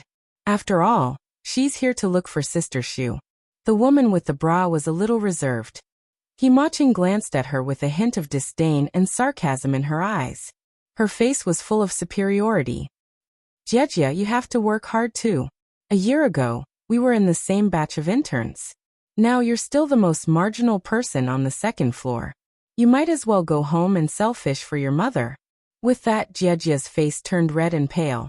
But the others either laughed at her or buried themselves in their work and pretended not to hear.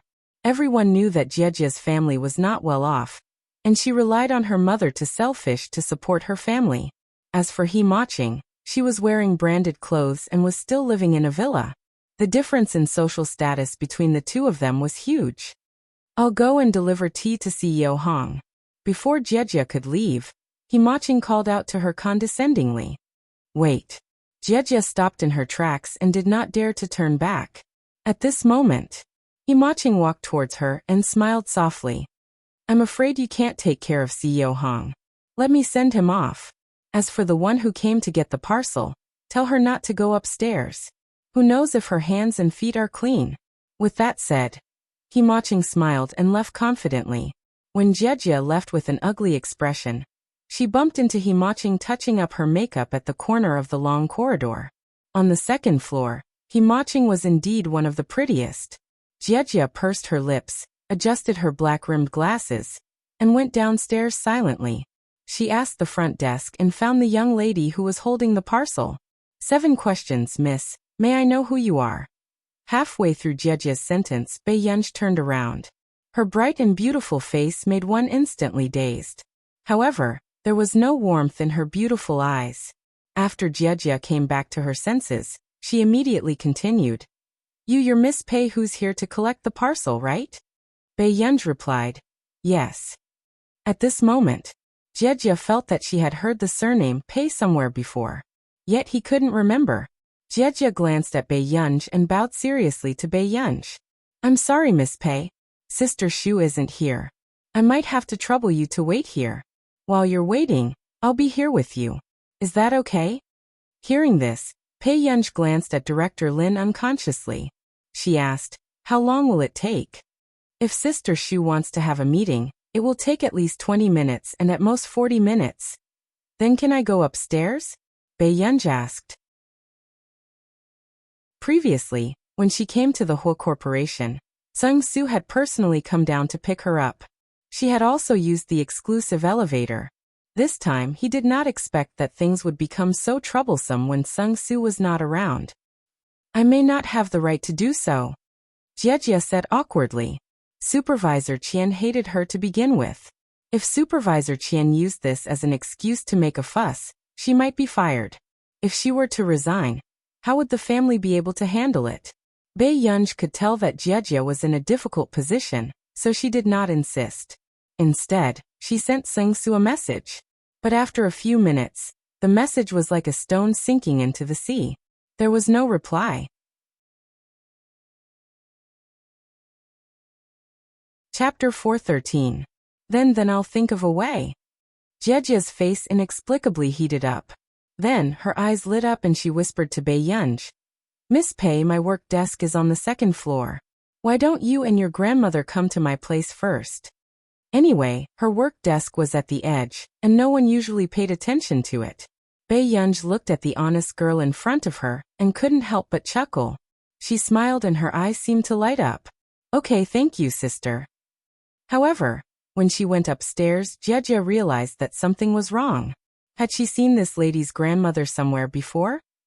Jejia couldn't help but ponder, but she didn't expect to see Himaching holding on to President Hong, who was in his 50s or 60s. Instantly, Jejia was stunned. When Himaching saw Jejia, her face almost distorted. She instinctively let go of President Hong's hand.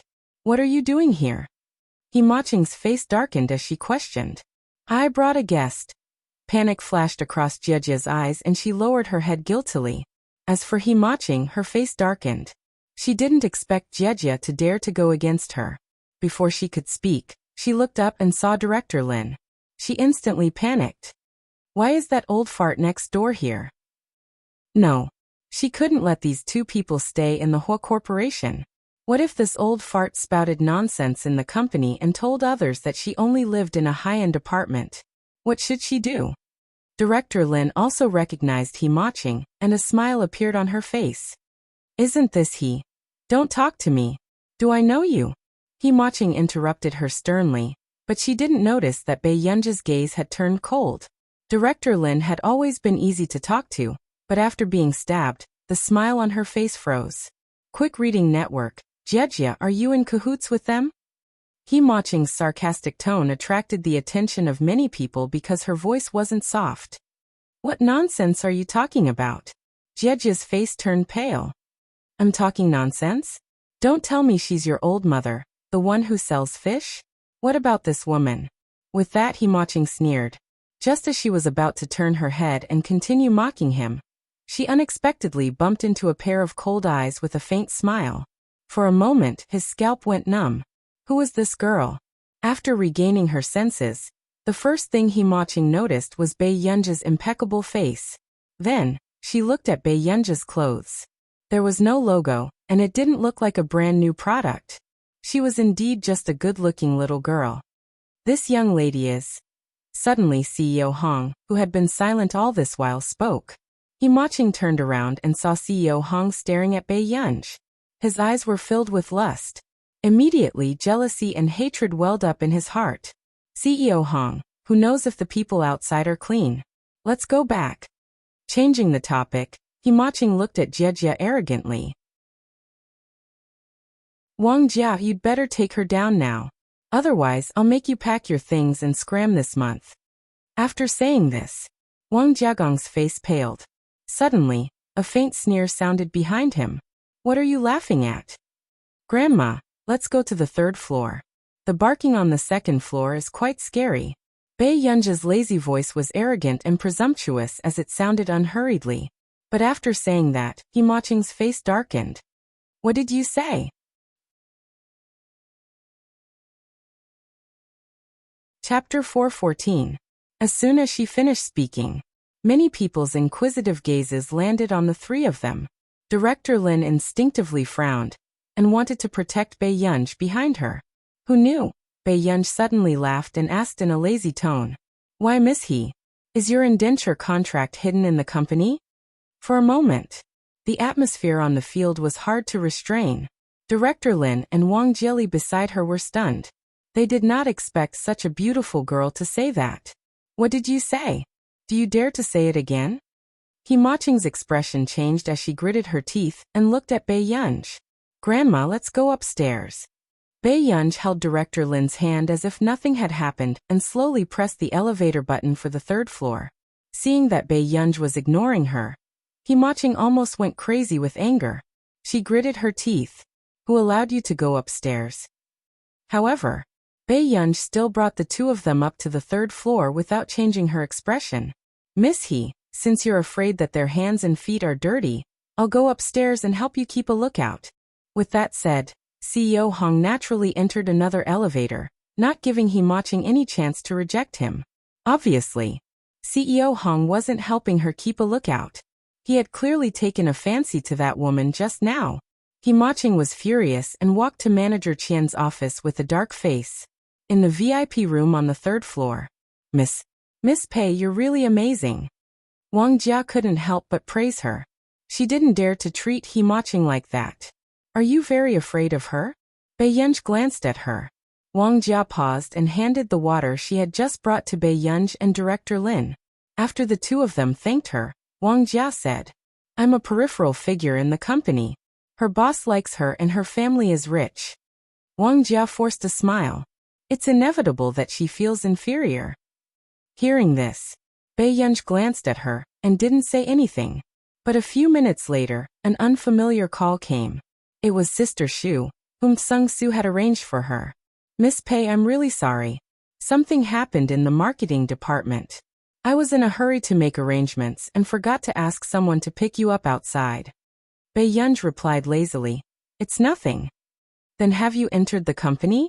Are you satisfied with their hospitality?" "Yes, Miss Wang Jia is quite good." After saying this, Sister Shu, who was on the other end of the phone, seemed to have almost forgotten about Wang Jia. When she remembered her, she immediately laughed. "Really? Jia is quite hardworking in the company.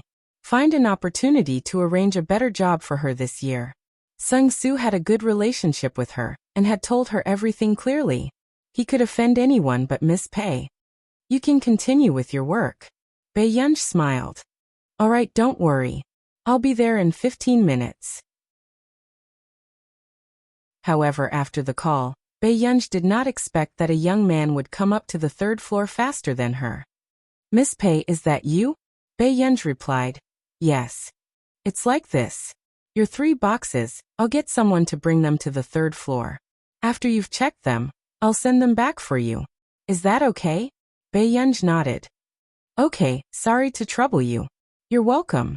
It's no trouble at all." The young man instinctively lowered his head. He was a little embarrassed to look Bei Yunj in the eyes. He just smiled and touched his head. Until he left. CEO Hong returned to the VIP room. But because there were other people around, he could only talk to Bei Yunj occasionally. He seemed to be revealing how rich he was. Chapter 4:15. However, from the beginning to the end, Bei Yunj did not even look at him. The atmosphere was very awkward. Only Director Lin stared at him expressionlessly. It was as if in the next moment, the environmental bag that Director Lin was carrying could very well hit his head. At this moment, Himaching also came up aggressively with Manager Qian. "Manager Qian, no matter what you say this time, you have to punish Wang Jia." Himaching attracted the attention of many other employees. "Of course I will punish her. I will make Wang Jia and those 2 people scram together." Manager Qian sneered. Why didn't he know that the Hua Corporation was about to become a courier store? However, just as Manager Qian walked out of the elevator and towards the VIP room with a cold expression, an anxious voice sounded from behind. Don't walk so fast. You have to be careful with this thing, be careful." The 2 people who were carefully carrying the huge suitcase only paid attention to the suitcase in their hands and almost knocked Manager Qian to the ground. "Brother, are you all right?" "I'm sorry."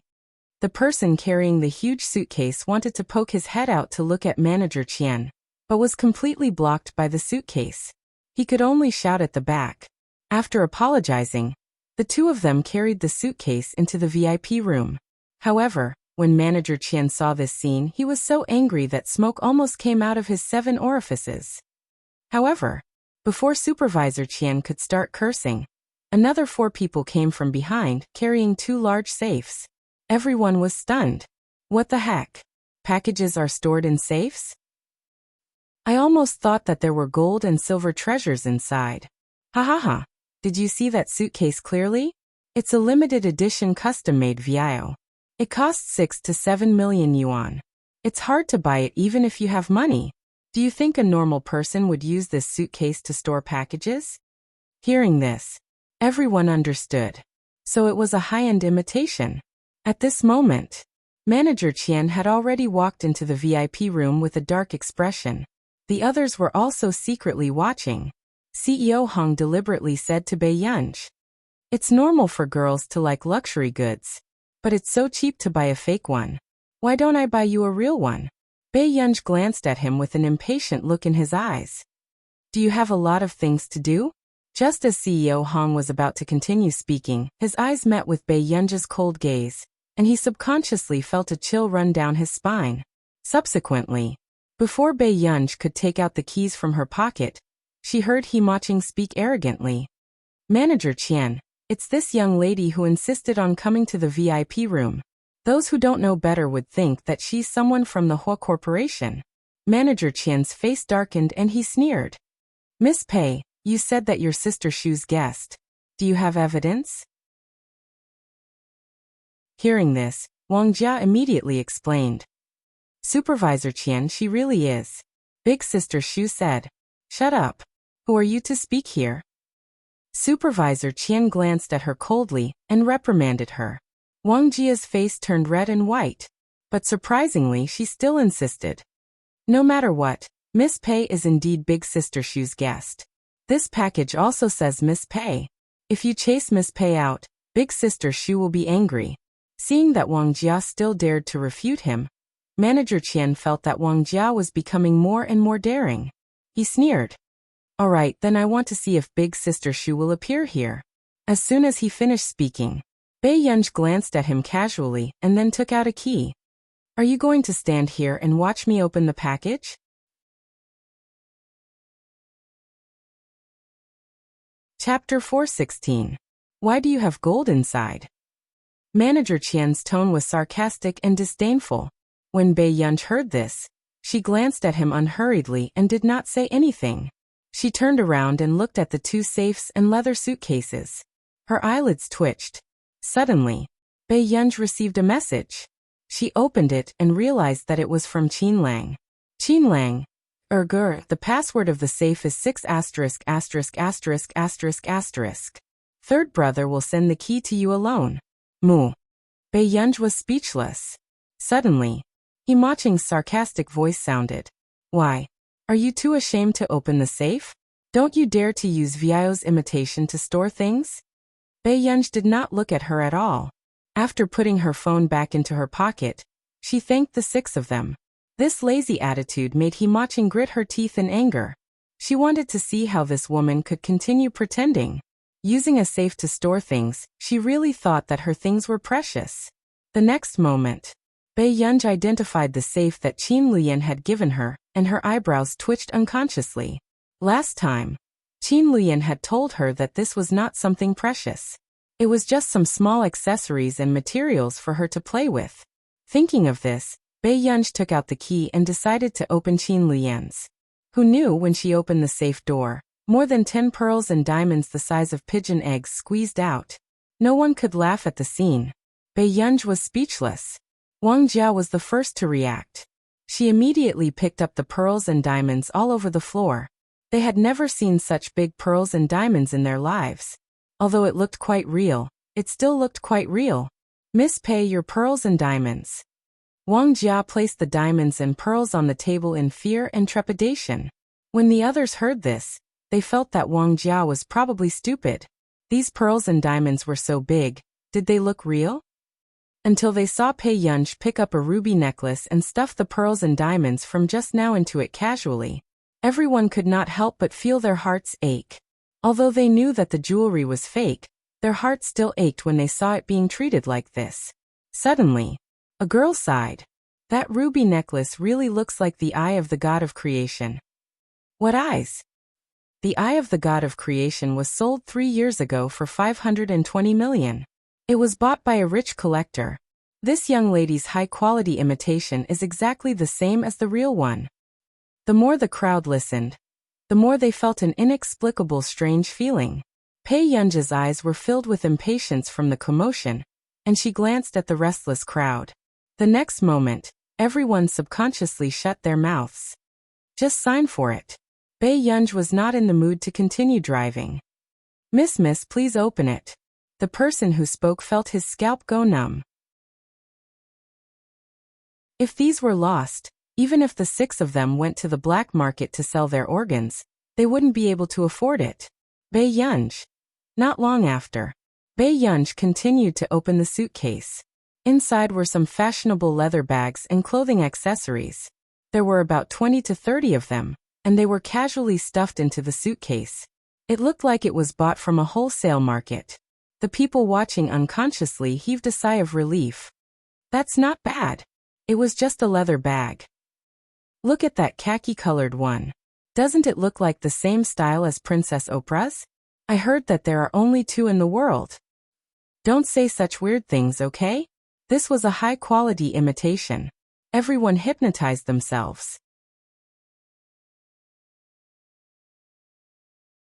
Chapter 417. But then again, why didn't they see any WeChat merchants selling such high-quality imitations? Just as everyone was struggling to figure out what was going on, a trace of doubt appeared in their hearts. Suddenly, Bae-yunj took out a bag and turned to ask, "Grandma, how do you usually store food in this bag?" Everyone was speechless. Alright, it was true. This is very expensive, right? Director Lin had a feeling that the things bought by the three young masters of the Qin family would not be cheap. "It's all right," Bae-yunj said slowly. The brand of this bag seemed to be created by Jasmine's grandfather. A few times Jasmine's father wanted to send her some, but she did not need them, so she rejected them. "Okay, this looks quite waterproof." Director Lin was happy. Bae-yunj glanced at him and nodded very respectfully. Everyone was speechless. Was a high-quality imitation not worthy of being treated well? Used to store food? Suddenly, a strange light flashed across Manager Qian's eyes and he sneered. "Do you know that it's illegal to produce high-quality imitation luxury goods?" Even if Bae-yunj did not make it, Bae-yunj had bought so many fake goods. He could deliberately report her for illegal trafficking. Manager Qian sneered. "I'll call the police now. Let's see how arrogant you can be." With that, Wang Jia immediately panicked. But before she could explain, she heard a dignified female voice. "Hey, Qiandi, who do you want to call the police to arrest?" As soon as she finished speaking, everyone did not even dare to join in the fun, afraid that they would be caught by the female devil. When Manager Qian heard this voice, his smile froze. Why was Sister Shu really here? "Shu," Manager Qian slowly turned his head. When he saw Sister Shu, he was about to flatter her when he saw Sister Shu walk to Bae-yunj. "Miss Pei, I'm really sorry to have made you wait here for so long." At this moment, everyone froze. What did Sister Shu mean? This was the VIP room. "Actually, there's a lounge on the 6th floor. If Assistant Sung is not around next time, I'll take you there." Sister Shu smiled. Everyone was speechless. Only the big shots of the top management deserved to have the lounge on the 6th floor. "Nothing, I just came to check on the delivery." When Sister Shu heard this, she smiled and looked at Principal Lin again, her eyes full of admiration. "You must be Dean Lin Lanjun? I used to be from Yincheng University, but I didn't have the chance to meet you." In an instant, Wang Jia was stunned. Who was it? President Lin Lanjun. Wang Jia suddenly raised her head and looked at Director Lin. She suddenly remembered why this person looked so familiar. On the commendation wall of Yincheng University, wasn't this person standing next to the former principal? Not only Wang Jia, but everyone else also suspected that they were dreaming. What did Sister Shu just say? However, Sister Shu stood at the side and was still chatting with Bae-yunj. She smiled gently and said, "One of these bags is in the hands of Oprah. I didn't expect that CEO Qin would buy the other one for you." He didn't buy this. He bought the things in the first safe. Qin Yu had bought these bags. So that's how it is. I forgot that the other two young masters of the Qin family also dote on you. Sister Shu laughed involuntarily. Bae-yunj's lips twitched and she opened the third box. It was a gift from Qin Lang. They were all raw stones like Hetian jade, and Dushan jade that Qin Lang liked to collect in the past, as well as a few calligraphy and paintings. And Qin Lang had asked her to take a photo with him last time.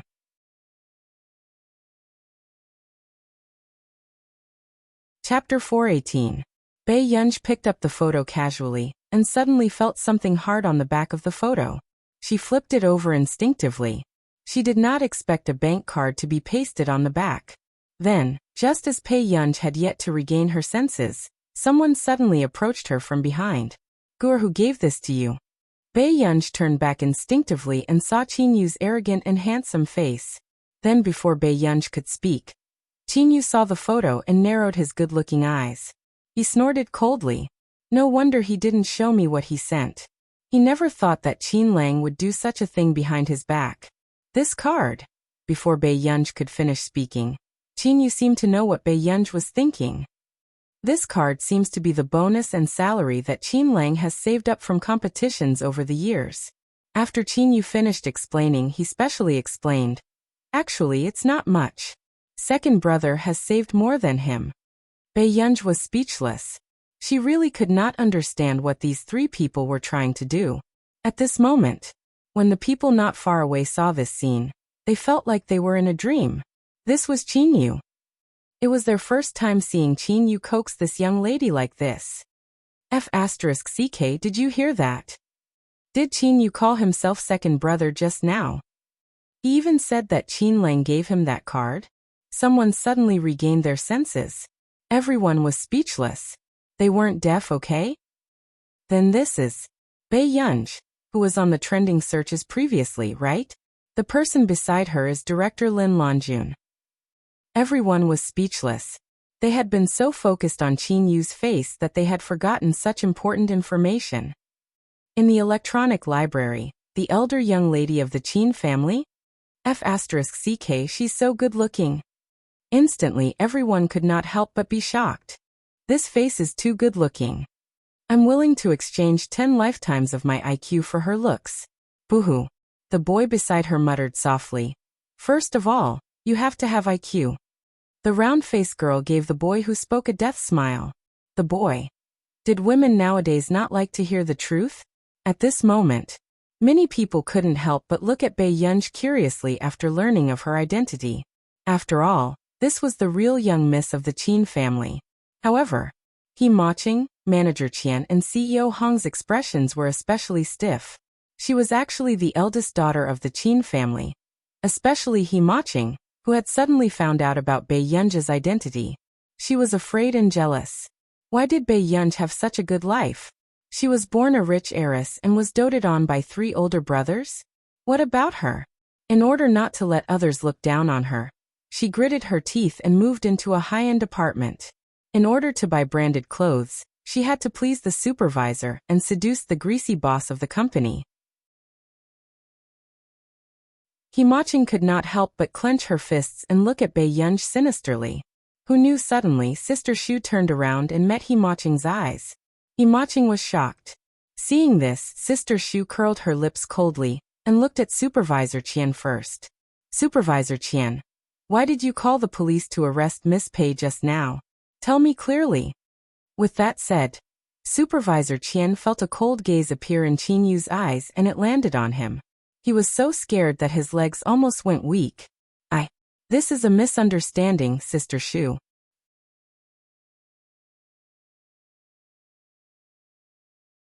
Chapter 419. These words made Chin-yu laugh. However, his handsome and noble face was covered in coldness and his tone was exceptionally dangerous. You dare to arrest my sister and take her to the police station just because of a misunderstanding? No. Manager Qian's face paled and a chill ran down his spine. No. Then tell me, what did the elder young miss of the Chin family do that you want to send her to the police station? Chin-yu looked at him, but his smile did not reach his eyes. His gaze was clearly saying, if you don't give me an explanation today, I'll let you say goodbye to this beautiful world. I was really wrong, Mr. Chin. Manager Qian wanted to cry. How could he have known that this was actually the elder young miss of the Chin family? But now, he had been instigated by someone else and thought that the dozens of bags Bae-yunj had gotten must be high-quality imitations. Before Manager Qian could push the blame away, he heard Sister Shu say, Mr. Chin, I think I vaguely heard Manager Qian say that Miss Pei's bags are fake. He wants to report Miss Pei for selling imitation luxury goods. With that said, Manager Qian's legs almost turned to jelly, and he almost didn't dare to breathe under Chin-yu's murderous gaze. You're really good. Is the bag I gave you fake? Chin-yu snorted and asked coldly. Everyone was shocked when they heard this. Did Chin-yu buy this? Didn't Chin-yu say back then that this kind of fancy branded bag was the most worthless thing? Then what was he doing now? Buying limited edition bags wholesale for his sister. Indeed. One could not believe a word this D***MN man said. Mr. Chin, no. How can what you bought be fake? Manager Qian was afraid of offending Chin-yu and immediately found a scapegoat. It's her. He Ma-ching told me. Manager Qian turned around and slapped He Ma-ching, almost slapping her to the ground. He said fiercely, B***tch. Are you trying to harm me on purpose? You were the one who told me that Miss Pei's grandmother lives next door to you. You even said that Miss Pei's grandmother doesn't look like a good person and looks poor. Hearing this, the others felt that something was wrong. Doesn't He Maching live in a villa?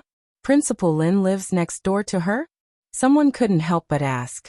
Manager Qian, who felt that he had been used by He Maching, sneered. Her? Live in a villa? How many more men does she have to sleep with before she can fulfill this wish? Qian Di. He Maching's tone was sharp. She didn't expect Manager Qian to fall out with her in public. Bitch, did I say something wrong? Can you afford the branded clothes you're wearing? Manager Qian's tone was disdainful. As for the others, when they heard this explosive gossip, they couldn't help but suck in a breath of cold air. So He Maching wasn't a rich young lady? To think that all these branded clothes were obtained in this way. Instantly, the way everyone looked at He Maching changed. He Maching could not stand everyone's strange gazes and could not help but scream. She flew into a rage out of humiliation and went up to grab Manager Qian's face. After Supervisor Qian was scratched, he became even angrier. He grabbed He Maching's hair and slammed it against the table. Everyone was dumbfounded by this scene. Then, the boys came back to their senses and immediately went forward to pull Supervisor Qian away. You B*TCH, how dare you catch me? If it wasn't for me, would you have King stayed in the whole corporation? After Manager Qian felt the burning pain on his face, he cursed even more.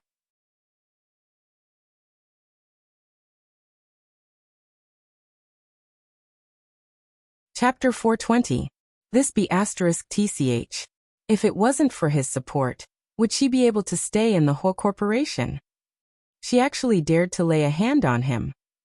The more Manager Qian thought about it, the angrier he became. He laughed coldly. He Maching, you're a bust that anyone can get on. Why are you still pretending to be a rich young lady? Why don't you see if you're worthy? You said that Wang Jia smells like fish, but what about you? Your father is just a stall seller. How dare you talk about others? Qian Di. He Maching's facade was exposed and she immediately screamed in despair.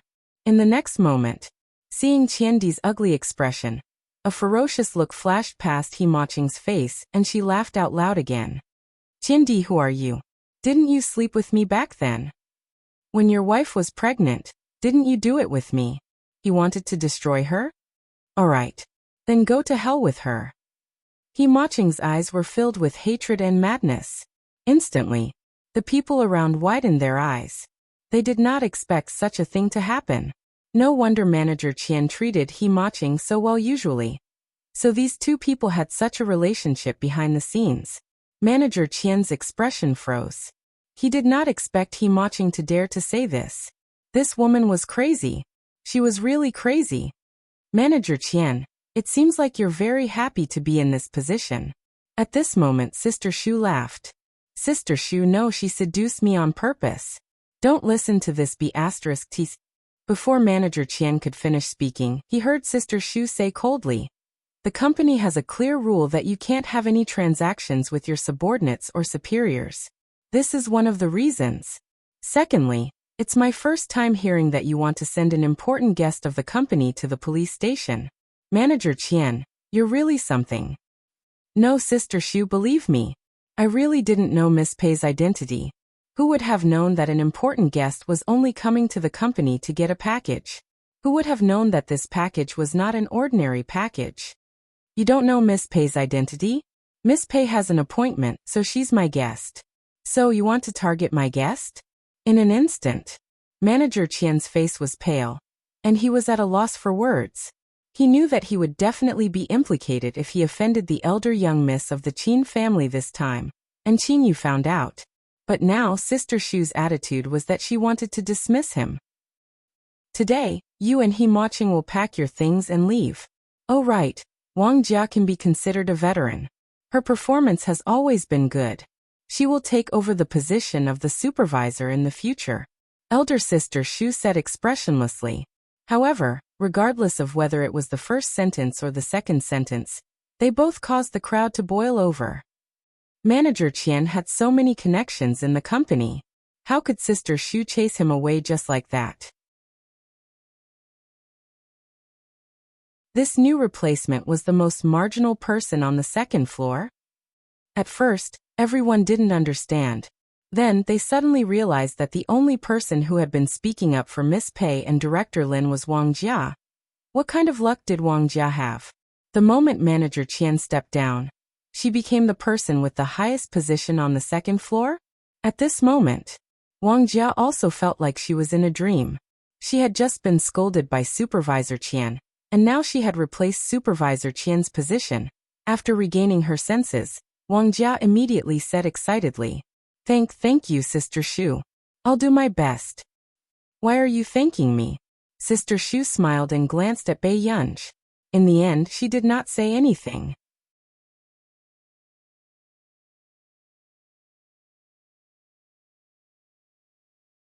Chapter 421. How could this be? How could Sister Xu fire him? It wasn't just Manager Qian. He Maching, who was beside him, also looked like she was having a mental breakdown. Her expression looked like she was crying and laughing at the same time. How could this be? How could the old thing living next door be the former dean of Yunqing University that they were talking about? Since this girl was the eldest daughter of the Qin family, why did she only let this old thing live in a high-end district? Then, before He Maching could regain her senses, her phone kept ringing. When she took it out to take a look, she realized that the person who had been calling her was Xiaoli, the person in charge of the district. He Maching didn't want to offend him, so she immediately picked up the call. However, she didn't expect to hear Xiaoli say coldly, "Miss He, I'm sorry. I'll have to trouble you to move next week." "What? What do you mean? Why should I move? You don't meet the conditions for our apartment, so you have to move." Xiaoli put on a fake smile. "Miss, you know very well that the best apartment in our district is the one you live in. But the price we offered you isn't high either, because you're not the one picking the apartment, but the apartment picking the person." The last sentence seemed to have a deeper meaning. When He Maching thought about how she had just been fired by the whole corporation, and was now forced to move, resentment and anger rose in her heart. "It's you. You did it." He Maching turned around and gritted her teeth as she looked at Bei Yunji. "How dare you treat me like this?" "Why wouldn't I dare?" Bei Yunji sneered. His lazy eyes were indescribably arrogant as he asked unhurriedly. He Maching didn't expect that with so many people around, Bei Yunji would dare to admit it directly. "You'll get retribution. Just because you don't like me, you're deliberately taking revenge on me?" "Miss He, you're thinking too much." "I'm thinking too much? Then why should I move out?" Hearing this, Bei Yunji looked up unhurriedly. After looking at her for a while, he asked with a faint smile, "Why should I rent the house under my name to you?" As soon as he finished speaking, at first, everyone didn't understand, but then they had a bold guess. Could it be that the eldest miss of the Qin family bought her house by building? Everyone froze, and He Maching's face turned pale. "Gur, you bought an entire floor?" Director Lin turned around and couldn't help but ask. Bei Yunji, "One." Director Lin, "Everyone." The world of the rich was unimaginable. "Why are you buying one?" Director Lin had always advocated frugality, which was the same as most of the intellectuals of that era. All corrupt practices were strictly prohibited. Last time, the former principal of Yin University was so angry that he punished his grandson for buying shoes that cost hundreds of thousands of yuan. After her daughter recovered, she bought the entire building. Bei Yunji could tell that Director Lin was unhappy. She immediately held Director Lin's hand. Her beautiful eyes were exceptionally clear. "There's a discount, Grandma." Everyone. It turned out that rich people also liked to buy things on sale. In hindsight, everyone's gaze unconsciously landed on the 3 chests. So this was really a box of jewelry, a box of branded bags, and a box of jade antiques. My legs are going to go weak. The pearl that just rolled out is actually real. What was such a big pearl? It was poverty that limited her imagination. How could there be such a big pearl and diamond in this world?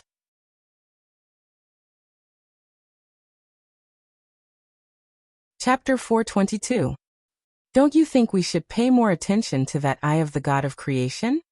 2 years ago, it was sold for hundreds of millions. Even now, it would be doubled. When everyone thought of how Bae-yunj had casually stuffed the eye of the god of creation back into the safe just now, their hearts skipped a beat. Did this woman have a heart of stone? Was such a rare piece of jewelry not worthy of her gentleness? The female staff present looked at Bae-yunj and started to wonder if she had saved the world in her previous life, or had she made a huge contribution to human society? Otherwise, why was she so lucky? She was a rich young lady and had 3 male idols. After dealing with these 3 boxes, the others left. He Maching and manager Qian were also taken away by Sister Shu. Why are you here? Bae-yunj looked up at Qin Yu and asked, Gu, or aren't you going back to the old mansion today? Second brother will accompany you to get your things. Qin Yu could not suppress the smile on his lips and he became even happier. He had finally waited for this day. Hearing this, Bae-yunj's eyes darkened and she remembered that Hoshidu had mentioned this to her last time. Bae-yunj hid the strange look in her eyes. I want to go to the mall with Grandma first before sending her back. That's good. Second brother drove here. Can second brother send Grandma Lin back? Qin Yu's dark eyes were bright as he looked at Bae-yunj pitifully. Bae-yunj pursed her red lips unconsciously. However, before Bae-yunj could speak, she heard Director Lin say with a smile, Okay. If you have the chance in the future, Mr. Qin can come and visit me. Grandma Lin, if you agree, why don't you call me you? When my grandmother was still alive, she liked to call me that too. Qin Yu turned to look at Director Lin and said with a smile, Good child, good. Director Lin nodded and grabbed Qin Yu's hand with a smile. Instead, she let go of Bae-yunj. Bae-yunj turned to look at Director Lin instinctively. You is so handsome.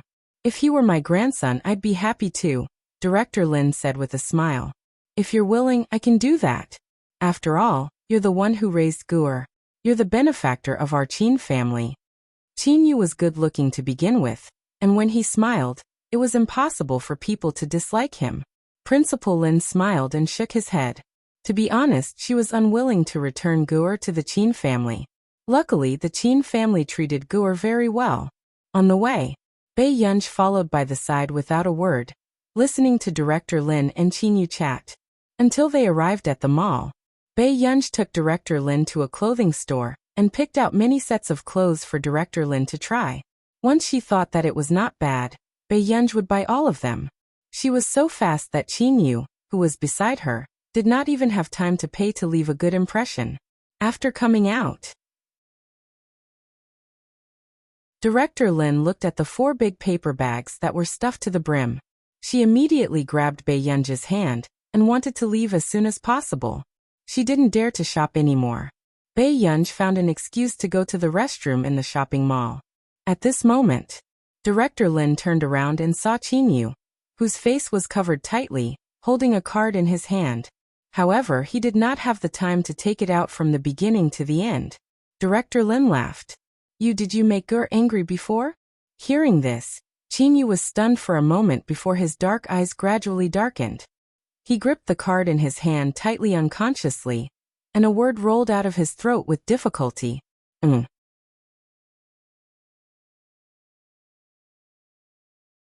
Chapter 423. It's okay. Guer is easy to coax. She'll forgive you. Director Lin smiled. How could she not tell that this big boy was really good to Bae-yunj? However, when Qin Yu heard this, his throat tightened and he lowered his head even more. There was an imperceptible bitter smile in his voice. But I've done something unforgivable. It made him want to kill himself back then. Qin Yu pulled down the brim of his hat, and the redness in his eyes could not be seen clearly. However, his voice was a little hoarse. He laughed helplessly. It doesn't matter if you forgive me or not. It's okay. I'll treat Guer well for the rest of my life. What right did he have to get Guer's forgiveness? Director Lin was stunned for a moment before she smiled helplessly. Her turbid eyes seemed to be able to see through everything. Director Lin patted Qin Yu's shoulder and helped him adjust his sleeves. She was kind and gentle. You is actually a good child, right? It was not the first time Director Lin had seen Qin Yu. On the contrary, Qingyu had looked for her many times, wanting to support Gu. Take good care of Gu for grandma, okay? Director Lin and Qingyu sat in the resting area at the side. Qingyu heard Director Lin say with a helpless smile. In the past, Gu was gloomy and looked very lonely. Now Gu looks very good, but her eyes make me feel that she's very lonely. But how many more years can I look forward to? How can I take care of her forever? In the past, she was afraid that if she passed away, no one would take care of Gu. Now that she saw that so many people doted on her, she was relieved. Grandma will definitely live to be 100 years old. With that said, Qingyu added, in Gu's heart, no one can replace your position in her heart. When Bei Yunj returned, Director Lin watched as she brought over 4 big bags of things. Unlike her usual self, she did not complain that Bei Yunj had bought too much. Instead, she took the paper bag from Bei Yunj's hand and handed it to Qingyu. She asked Qingyu to hold it for her. This made Bei Yunj look at Qingyu unconsciously. Electronic bookstore. After a moment of silence, she said, thank you. Gu, you have to be polite to your elders, Director Lin reminded her with a smile. Bei Yunj glanced at Qingyu and was silent for a while. Thank you, second brother. As soon as he finished speaking, Qingyu froze. What did he hear? Did Gu just call him second brother? I am fine. Qingyu took a deep breath unconsciously and suppressed his excitement. Bei Yunj also nodded very affectionately, before she picked up the other bags and left. Along the way, Qingyu called out to Gu, even more frequently, his face like a spring breeze. While waiting for the traffic light, he took out his phone out of boredom. Suddenly, he remembered the group chat. Bei Yunj parents. Qingyu. Just now, I heard the words I wanted to hear the most in my life. Qingyu. I really want to share my happiness with all of you at all members. Qinlang. Are you crazy? Qinluyan. Homeroom teacher. Slowly typing a question mark. JPG. Qingyu. I'm sorry, teacher Hawan. I forgot you were here too. Kiss, kiss. The homeroom teacher of class 7, who was preparing for class at home, could not help but feel his eyelids twitch. He really knew too much in this group. If others knew how the 3 young masters of the Qin family were jealous of their younger sister in the group, they would probably make the headlines.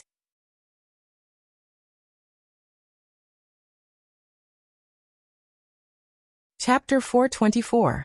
The moment teacher Wen sent this, Qinyu's message popped up again. Qingyu, Gu said thank you to me just now. Qinlang. You don't have to thank me if you're close, understand? Grin. Qingyu. She even called me second brother. Instantly, the entire group fell silent. Teacher 1, who had been watching the screen, also felt his eyelids twitch. He did not expect the Qin family to be so obsessed with their sister. Could Bei Yunj's second brother be exchanged for gold? Did he have to show it off? Just as Teacher 1 felt that it was ridiculous, the atmosphere in the group became even worse. Qinlang. Smile, smile, smile, smile. Qingyu. Red packet, congratulations. Qingyu. Red packet, congratulations. Qingyu. Red packet, congratulations. This rain of red packets made Qinlang, who was sitting in the club, so angry that he almost fumed. He knew that this B** starred was up to no good. He said that he had an event today and could not return to the old mansion to make him lower his guard. In the end, he went to look for Gu behind his back.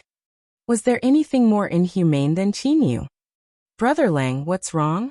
A member of the club beside him asked carefully. I'm fine. Taking a deep breath, Qinlang slammed his phone on the table and continued training. This scene caused the surrounding members to be confused and frightened. The small group was also asking. Member 1. What's wrong with Brother Lang? Is his ex-girlfriend pregnant? Member 2. Stop talking nonsense. Brother Lang is a virgin. Where did his ex-girlfriend come from? Member 1. Then look at his expression. It looks like his girlfriend was stolen. What's going on? Member 3. Have you forgotten that other than girlfriends, there's another creature that can turn a homebody into a fighter? Member 3. Biological sister. Brother Lang's biological sister. Member 1. The truth is out. Last time, I saw that Brother Lang's sister was very pretty online and wanted to contact her. In the end, Brother Lang made me clean the toilet for half a month and said that he wanted me to wake up. Member 2+1. Biological sisters might not be treasured by others, but those who look like little fairies definitely will. I wonder if Brother Lang's sister will come for the friendly match. Member 3. Don't let your imagination run wild. If you take one more look at Brother Lang's sister, Brother Lang will let you cut the queue and reincarnate. After sending Director Lin back, Qin drove Bei Yunj back to Huoshida's place to get her luggage. Miss Pei, this is... Auntie Miao had just finished cooking.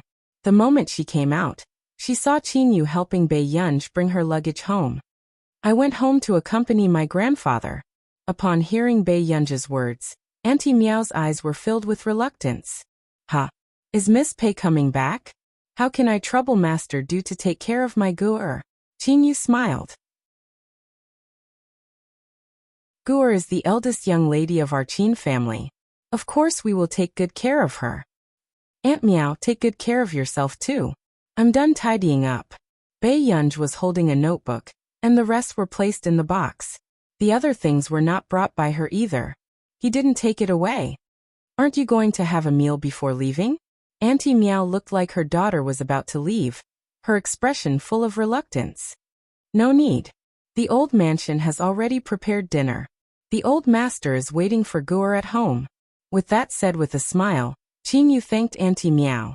Seeing how reluctant Auntie Miao was to part with her, he could tell that Auntie Miao must have taken good care of Gu usually. Seeing this, Auntie Miao stopped trying to dissuade him, and could only watch helplessly as Qin drove back to the old mansion. P.S. Be good and remember to vote.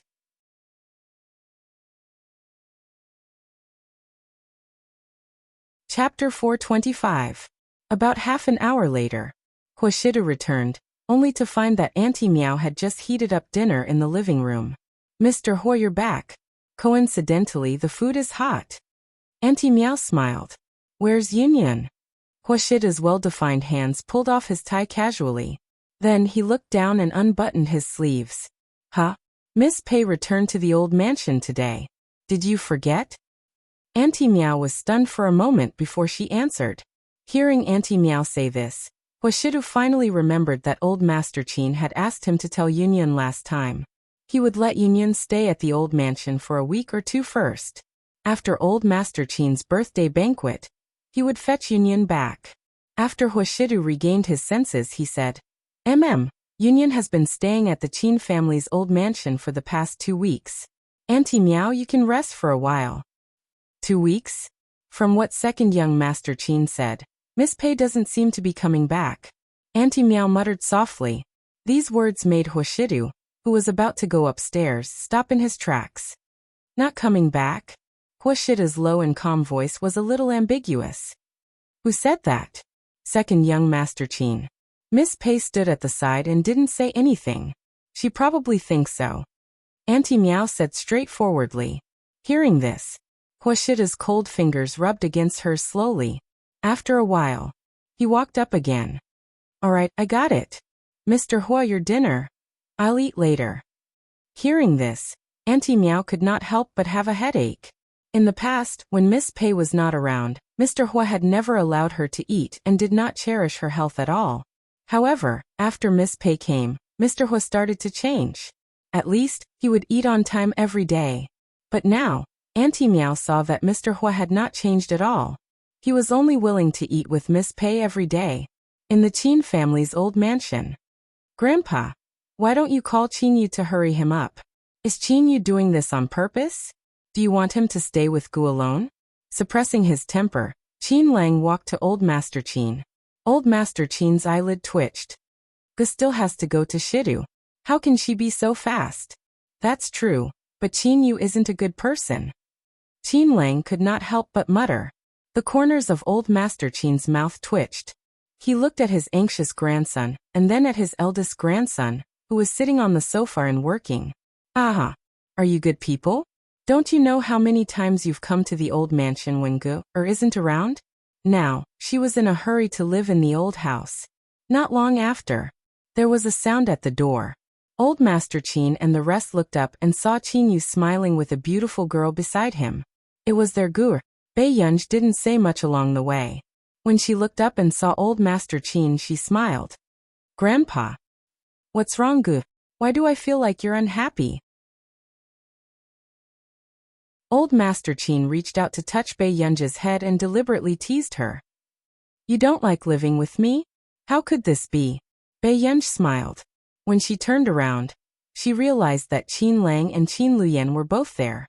Seeing that Old Master Qin was staring at her, Bei Yunj narrowed her eyes and said, Big brother, third brother. The moment she finished speaking, Qin Luyan and Qin Lang were also stunned. The atmosphere inexplicably fell into a chill. Was Guer willing to call them that just now? Suddenly, Qin Lang understood why Qin Yu had sent so many red packets just because she called him second brother.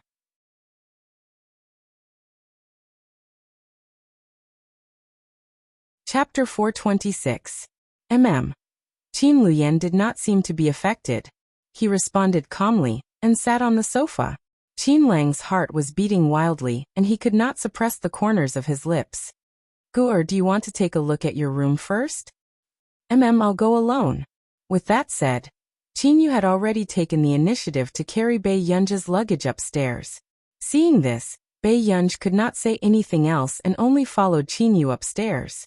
Qin Lang, who was trying his best to suppress his emotions, sat on the sofa and could not help but take out his phone.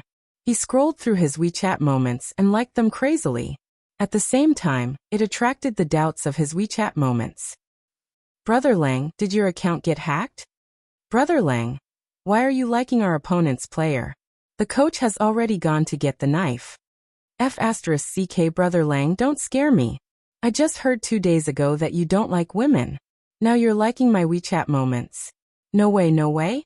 Dog Qin, are you crazy? I was F***king hit by a car. Why are you liking it? Qin Lang was in a good mood. He ignored those people who were spewing nonsense and flipped through the list happily. However, he also noticed with his sharp eyes that Qin Luyan kept sending red packets in the Qin Corporation's management group. Qin Lang looked up at Qin Luyan, who had a cold and composed expression. He was indeed different on the inside. Upstairs. The moment Bei Yunj pushed open the door, she saw a pink decoration. What's wrong, Guer? Why are you standing there? Do you like it a lot? Second brother and your third brother specially arranged it. After Qin Yu put Bei Yunj's luggage in, he said happily. This was the pink princess room that he and Qin Lang had spent a lot of effort to design. Bei Yunj was speechless. Although she did not hate pink, it was difficult for her to fall asleep with such a strong visual impact. Bei Yunj thought for a moment and asked tactfully, Are there any other rooms? What's wrong? Guer doesn't like it? Qin Yu asked instinctively, staring at her unblinkingly. Bei Yunj's eyes flashed. I'm fine. Guer, you rest first. When it's time for dinner, I'll call you upstairs. All right. After watching Qin Yu go downstairs, Bei Yunj walked to the other side of the long corridor. She pushed open the door of the guest room. After making sure that no one was staying, she put her things in. However, Bei Yunj did not notice that the guest room seemed to have just been cleaned.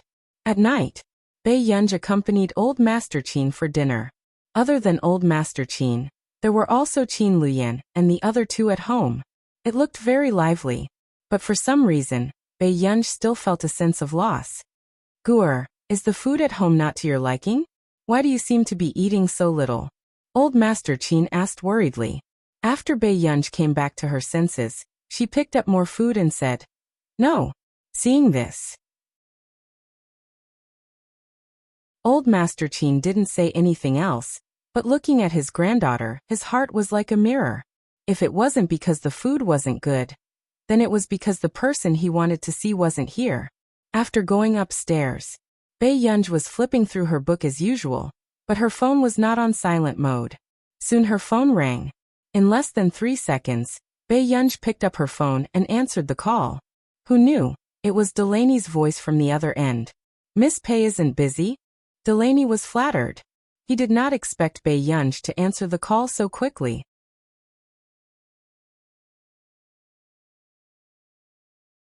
Chapter 427. What's the matter? Bae-yunj asked. Actually, it's not a big deal. Delaney chuckled. I'm going to Yincheng in half a month too. Why don't we arrange a time to go out for a meal?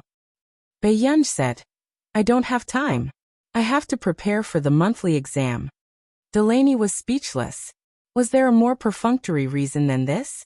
Will you take a look at the professional league on the maps of the gods? Delaney asked carefully. This was Bae-yunj's third brother's competition after all. He should be there, right? I don't have time. Bae-yunj still used the same words. Delaney was speechless.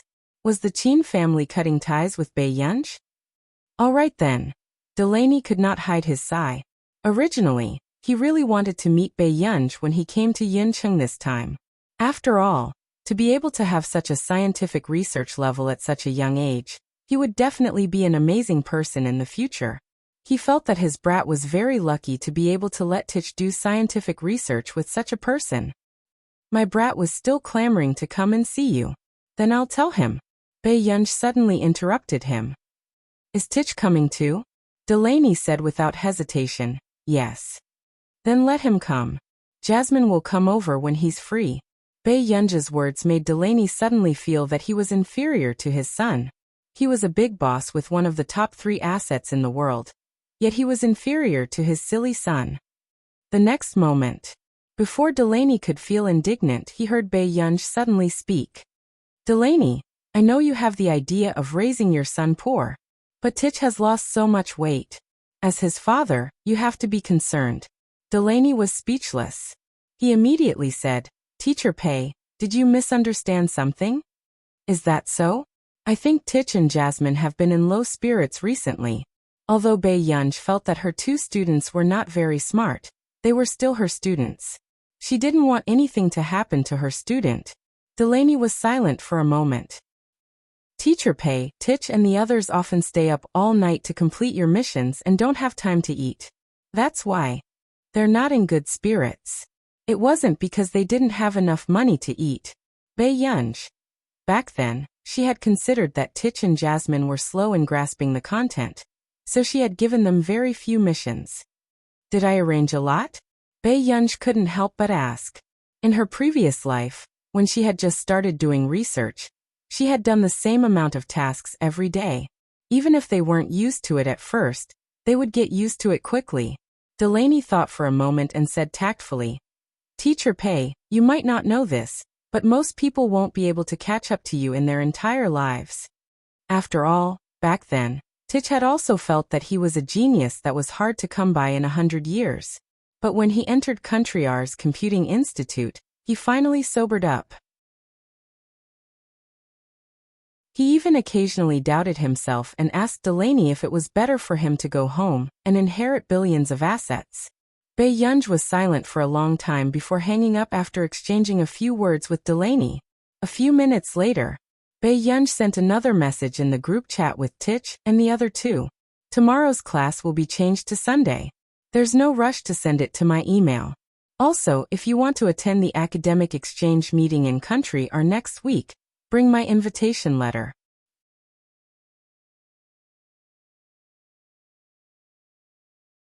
Chapter 428. When Tich and Jasmine, who were working hard on their projects, saw this news, their eyes brimmed with tears of excitement and complicated emotions. Initially, they thought that their teacher had already despised them enough. It was very likely that she would report to Marcus that she wanted to change the 2 interns. However, they did not expect that their teacher would even give them an invitation to the Our Nation's academic exchange. This was an academic exchange that everyone wanted to attend no matter what. Where did our teacher get an invitation to the Our Nation's academic exchange? Tich was stunned for a moment before he asked in confusion. Only those at the top of the academic circle could have an invitation to the academic exchange. Although their teacher was indeed amazing, she did not have any stable scientific research results in the industry. At this moment, Marcus, who was engrossed in his project, suddenly looked up. Oh, I forgot to tell you. Busaka has specially invited your teacher to watch the award ceremony. I heard from the judges that your teacher's project was done too late and couldn't make it in time for this year's Busaka Award. Therefore, they invited your teacher to watch the venue first and wait for the next one. Tichin Jasmine. Was there such a thing? This was the KZ Busako Award, the highest award in the computing field. Marcus smiled as if he could see their shock. He said leisurely, "That's more like it. You two brats, don't drag her down too much." As for the invitation to the Our Nation's academic exchange, they had probably heard about Busaka, and were deliberately trying to curry favor with Baiyunj. After all, to the public, was still a very unfamiliar existence. Every year, Our Nation would invite the top researchers to speak at the conference. Naturally, they would want to build a good relationship with Baiyunj. They hoped that if there was a chance in the future, Baiyunj would give them some face. Marcus could not help but snort. These two hotheads still did not know what level of thigh they had cozied up to. Are we really dragging Teacher Pei down? After Titch was done being agitated, he seemed to have thought of something and his expression darkened. Marcus was very honest. Yes. Wonderful book, right? Titch and Jasmine. Then, before Jasmine could finish, he was interrupted by Marcus. What does it matter? How many people in this world wouldn't be a burden to her? Titch and Jasmine. It seemed to make a lot of sense. You guys should work harder and make her less upset.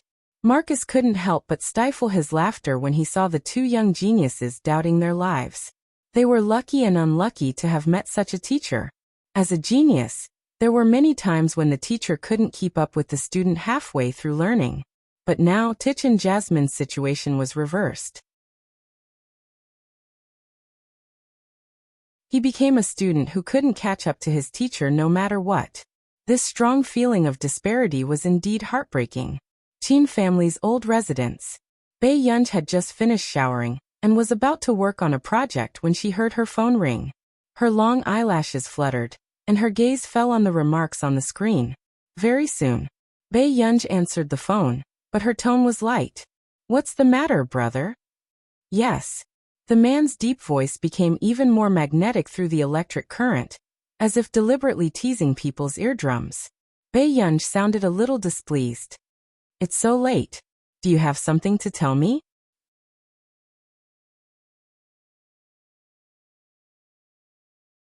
Chapter 429. The man's upturned eyes were charming and his gaze was deep and explicit. His posture was light and lazy and the corners of his lips curled up into a smile that made people blush and their hearts race. He held a cigarette casually between his fingers as he leaned lazily against the railing of the balcony. His voice was low and hoarse. I can't sleep." Baiyunj was silent for a moment. "Why can't you sleep?" This man could not take good care of himself when he was working. "I'm afraid that the little girl will have no conscience and forget about me in 2 days." Baiyunj was speechless. His words made it sound as if she had abandoned him after having sex with him. Before Baiyunj could finish speaking, she heard the man drag his voice and say slowly, "Brother is alone at home and can't wait for our union to call to say good night." His deep and magnetic voice seemed to ring in her ear. His laughter was very sexy and his tone was frivolous and ambiguous. "Have I served you for nothing, Union?"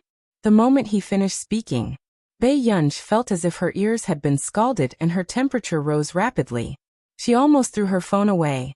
What was wrong with this man recently? Did he think that she could control herself very well? Or did he really treat her like a child who did not know anything about relationships? But after a while, Baiyunj still took a deep breath to make herself look calm.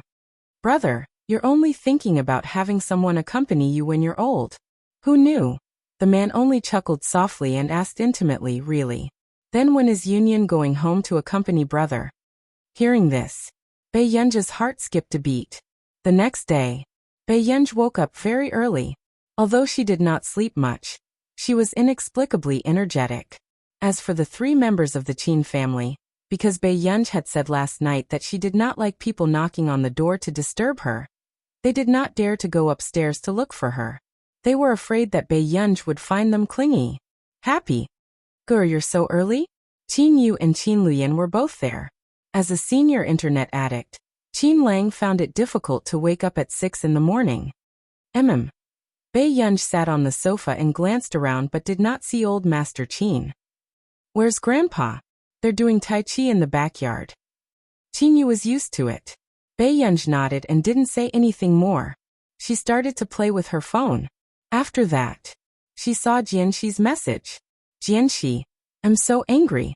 I'm so angry. Jianxi, I knew that Hong Chongjin, that old thing, was the most despicable. Jianxi, Shiba Inu biting rod. JPG Beiyunj. After a while, Beiyunj replied. YGG, who is he? At this moment, Jianxi, who was far away in Yin University's dormitory, was shocked when she saw the news. Although she felt that her teacher might really not know Hong Chongjin. But if Hong Chongjin knew about this, he would probably be angered to death. Jianxi, one of the founders of the Qingchong Computing Center, Hong Chongjin. Beiyunj glanced at the message and remembered that when she had checked the local computing organizations, there seemed to be such a computing center. They claimed that they would catch up with the development of the Computing Institute within 3 years. However, since they had such a claim, it proved that they were still inferior to the institute. Therefore, Beiyunj did not pay much attention to it. YGG, why are you suddenly scolding him? Jianxi, in his interview this month, he had a comment about the newbies in the industry. He was talking about you.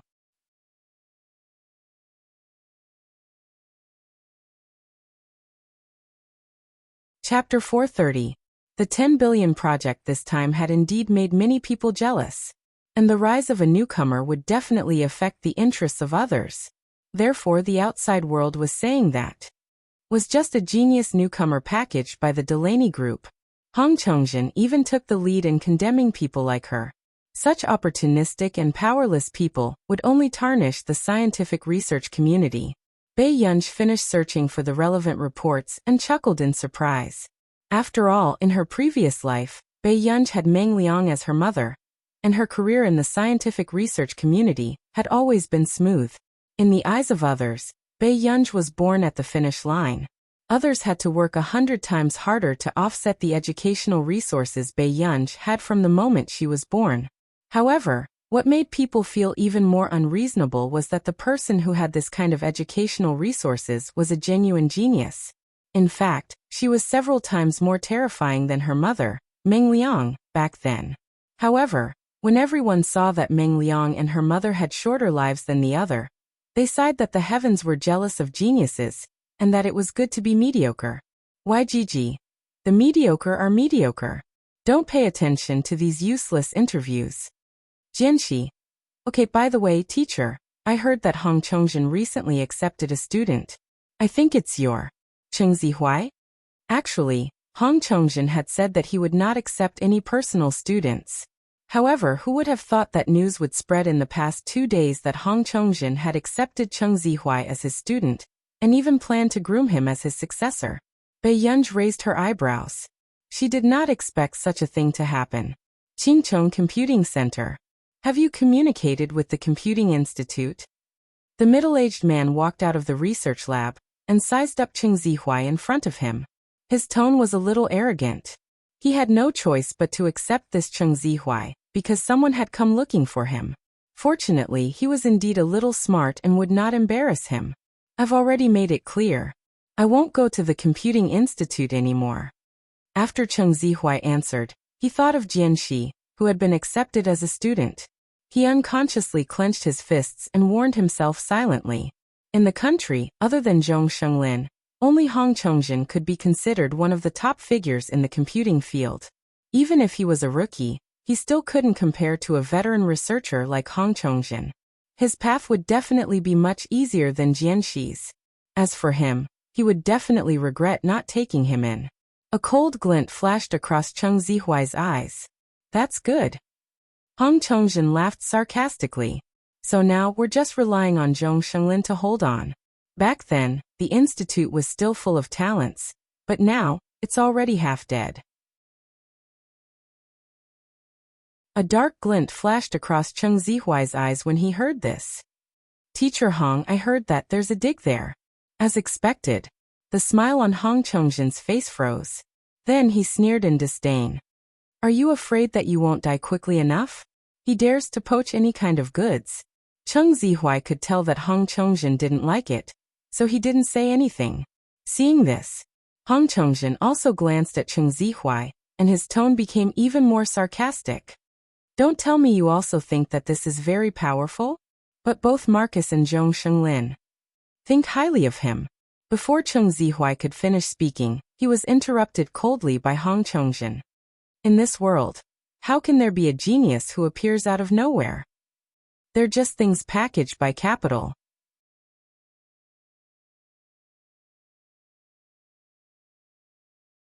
Chapter 431. Hong Chongjin glanced at him from the corner of his eye, and seemed to have thought of something.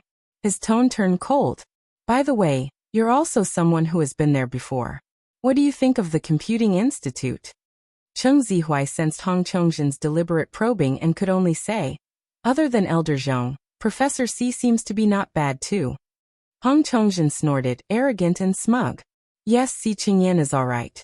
This Zhong Shenglin only taught Si Qingyan. He will be finished sooner or later. With that said, he smiled at Cheng Zihuai. But the Qingchong Computing Center is different.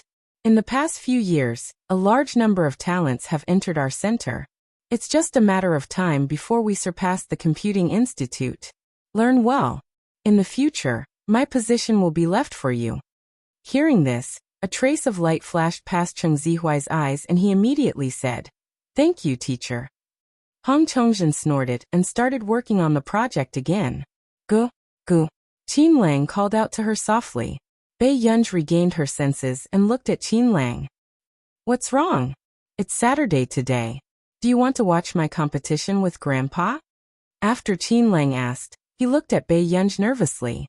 Qin Lang had asked when old Master Qin was not around.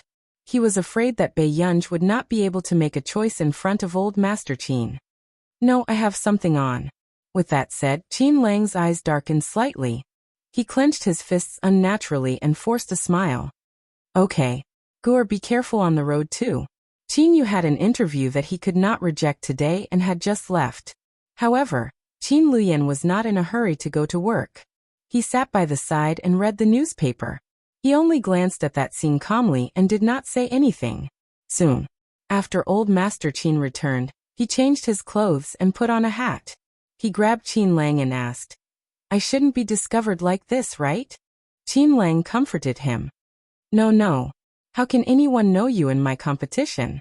Old Master Qin was speechless. He was also a reputable person, okay? Isn't Gur going? Hearing this, Qin Lang froze and smiled.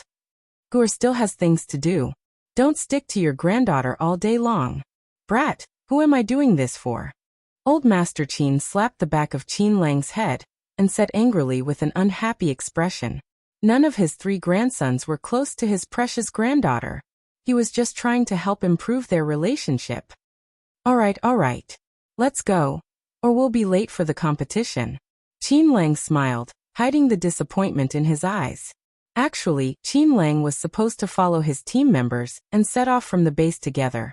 However, because Bei Yunj had returned yesterday, Qin Lang had applied for leave the day before the competition. However, not long after the two set off, Bei Yunj took her laptop from upstairs and was about to go to the Computing Institute when she found 2 entry tickets on the coffee table. Bei Yunj. Were they planning to buy 2 folding chairs and squat outside to watch? Actually, Qin Lang didn't have to worry. He could enter with his face. What she was afraid of was that Qin Lang would walk backstage, and the old master would only realize that he didn't have a ticket when he entered the front door. Thinking of this, Bei Yunj subconsciously pressed the space between her eyebrows and glanced at Qin Luyan, who was about to leave. What's wrong, Gu? Qin Luyan saw that Bei Yunj had something on and took the initiative to ask. Nothing. Bei Yunj thought for a moment, then went upstairs to put her laptop back and went out with the 2 tickets. According to the address on the tickets, Bei Yunj arrived at the venue in about half an hour.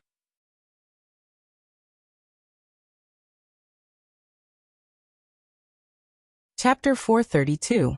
Bei Yunj walked to the door and realized that this competition was indeed quite popular. The moment she looked up, she saw that most of the support on the field was for Qin Lang and his team. In fact, Bei Yunj could not find old Master Qin for a while. Soon Bei Yunj called old Master Qin. although the environment was a little noisy. Grandpa, did you go in? Huh? Are you talking about the competition venue? I went in. Grandpa realized that he didn't bring a ticket on the way, so he went backstage first. Alright, that's good. With that said, Bae-yunj was about to hang up when she heard Old Master Chin ask, "Gur, where are you?" Old Master Chin was stunned. When he heard the commotion on Bae-yunj's side, he could not help but ask, "Gur, did you bring Grandpa a ticket?" "I didn't." Before Bae-yunj could finish speaking, a girl beside her screamed excitedly, "Ah, Chin-lang! Look!" Bae-yunj changed her words. "I haven't gone in yet." "That's good. Come backstage to find Grandpa. Grandpa doesn't know how to go to the audience seats alone." Hearing this, Bae-yunj answered without thinking. After hanging up the call, she glanced around and found that the screen in the sports square was playing the photos of the previous champions of the Maps of the Gods. Chin-lang was the face of Country A that appeared the most. From his cold and arrogant eyes to the occasional trace of high spirits, there was light in his eyes. This reminded Bae-yunj of the Chin-lang in her dream. Where did the glow in his eyes come from? There was only a lifeless look in his eyes. Especially after the original owner died. Chin-lang did not go to the club to be a coach anymore. Instead, he went to some mines to be a miner. In the end, in a dangerous accident, Chin-lang chose to give up his life for the high compensation. It was only after Chin-lang died that Qin Luyan and Qin Yu found out that after the original owner passed away, the beneficiaries of Chin-lang's death had been changed to them. However, the two brothers did not collect Chin-lang's death compensation. On the 7th day after Chin-lang's death, the Qin family was completely destroyed. Bae-yunj hid the darkness in her eyes as she scrolled through another number and called him. "Miss Pei, how did you find the time to call me?" The president of EG Corporation, Vic, almost stood up in excitement when he received Bae-yunj's call. "Can I enter the competition venue on the Maps of the Gods?" Bae-yunj thought for a moment and added, "Backstage." "Sure." Wake thought of the hacker movie he watched last time, and his imagination suddenly went wild. "Would it be faster for you to hack into the security system?" Bae-yunj. No wonder he was Delaney's cousin. This was the first time she had heard such a request. Bae-yunj smiled patiently and said, "If you like, I'll try to hack into your headquarters tonight. I don't have my laptop with me right now. Can I trouble you to help me?" Wake suddenly sobered up and immediately declined. No, you'd better do your own thing." A few minutes later, when Bae-yunj walked to the backstage entrance, she saw an elite in a suit with a gold-plated admission card in his hand. "Excuse me, are you Miss Pei?" The young man sized up Bae-yunj in surprise. He did not expect the news from the headquarters that the person they wanted to receive with the highest treatment would be a young girl. Bae-yunj answered. Hearing this, the young man handed the entrance card to Bae-yunj. "This is for you. What is this?"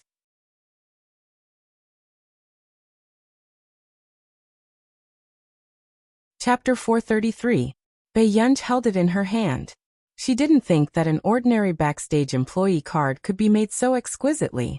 "This is the identity card that the headquarters said they would prepare for you. In the future, you can use this card to enter and exit any place under EG Corporation." After the young man finished speaking, he asked enthusiastically, "Do you need me to accompany you on a tour?" "No need. I'm here to look for someone." "Thank you." After Bae-yunj took the card, she went in to look for Old Master Chin. In the long corridor, Old Master Chin was stunned when he saw Bae-yunj enter. "Gooker, how did you get in?" Bae-yunj's eyes flickered. She held Old Master Chin's hand and said lazily, "There was no one at the door, so I came in." There was such a situation. Old Master Chin's eyes widened, but before he could think further, Bae-yunj brought him to the venue. However, as soon as they arrived, they heard Old Master Chin cursing. How could the venue be so noisy? Couldn't they consider the feelings of the old man? Bae-yunj seemed to have seen Old Master Chin's anger. She smiled and leaned closer to say, "Grandpa, you're dressed too young today. They didn't notice." When Old Master Chin heard this, his unhappiness was instantly swept away, and he generously forgave these young people. Bei Yunj and Old Master Qin sat in the first row according to Qin Lang's instructions. They were also very close to the stage. At this moment, the moment the two teams went on stage, the atmosphere in the venue was ignited. Screams rose and fell one after another. Fortunately, Bei Yunj had the foresight to cover Old Master Qin's ears and calmly wait for the enthusiasm of the crowd to dissipate. 69 school bag, and this scene happened to fall into the eyes of one of the team members on the stage. F***CK, isn't the little sister below too cute? Did you see? When she screamed just now, she immediately covered the ears of the old man next to her. Hearing this, another team member who was drinking water glanced coldly at Bei Yunj and Old Master Qin, and sneered disdainfully. Didn't you see? That woman's clothes are all unbranded, and the older one beside her has a jacket that costs a few million. That person's gaze became even more contemptuous and disdainful. Women nowadays are really willing to do anything for money. It can't be? That girl looked too beautiful. She's even prettier than the movie queen I saw last time. Why not? She'll probably sleep with me as long as I give her money. I'll get your phone number later. The opposing team's discussion was not soft, and Qin Lang could hear it clearly. Unconsciously, his gaze turned cold. But after that, when Qin Lang turned his head and saw the people in the front row, he instantly knew who the people in the opposite team were talking about. Instantly, Qin Lang squeezed the mineral water bottle in his hand so hard that it made a cracking sound. Blue veins popped out on the back of his bony hand. Before the team members next to him could react, Qin Lang had already taken a step forward and walked to the opposite team. The person who spoke rudely just now heard the commotion behind him. Before he could turn around, he was suddenly kicked in the butt. His entire body fell forward. Are you courting death? For the first time, everyone saw that Qin Lang's eyes were filled with coldness, and his viciousness was difficult to conceal. This scene caused the atmosphere to freeze. The referee, coach, and the rest of the people felt their blood turn cold. What was wrong with this young master? This was a F***King live broadcast. Why did he hit someone at this time?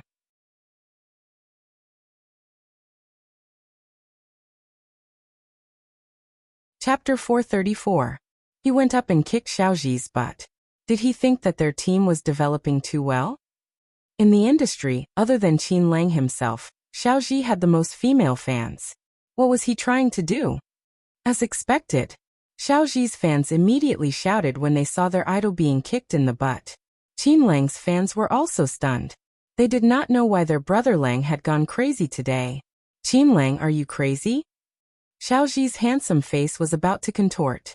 Qin Lang's teammates did not know what attitude to maintain for a moment. Wasn't Brother Lang playing too fiercely today? Usually, no matter how Xiaoji plucked the fur from the tiger's butt, Qin Lang would not care. Why did Brother Lang suddenly go berserk today? You should be glad that you're still competing. Otherwise, would I have given you the chance to stand up? Qin Lang sneered. His beautiful eyes were filled with a cold light.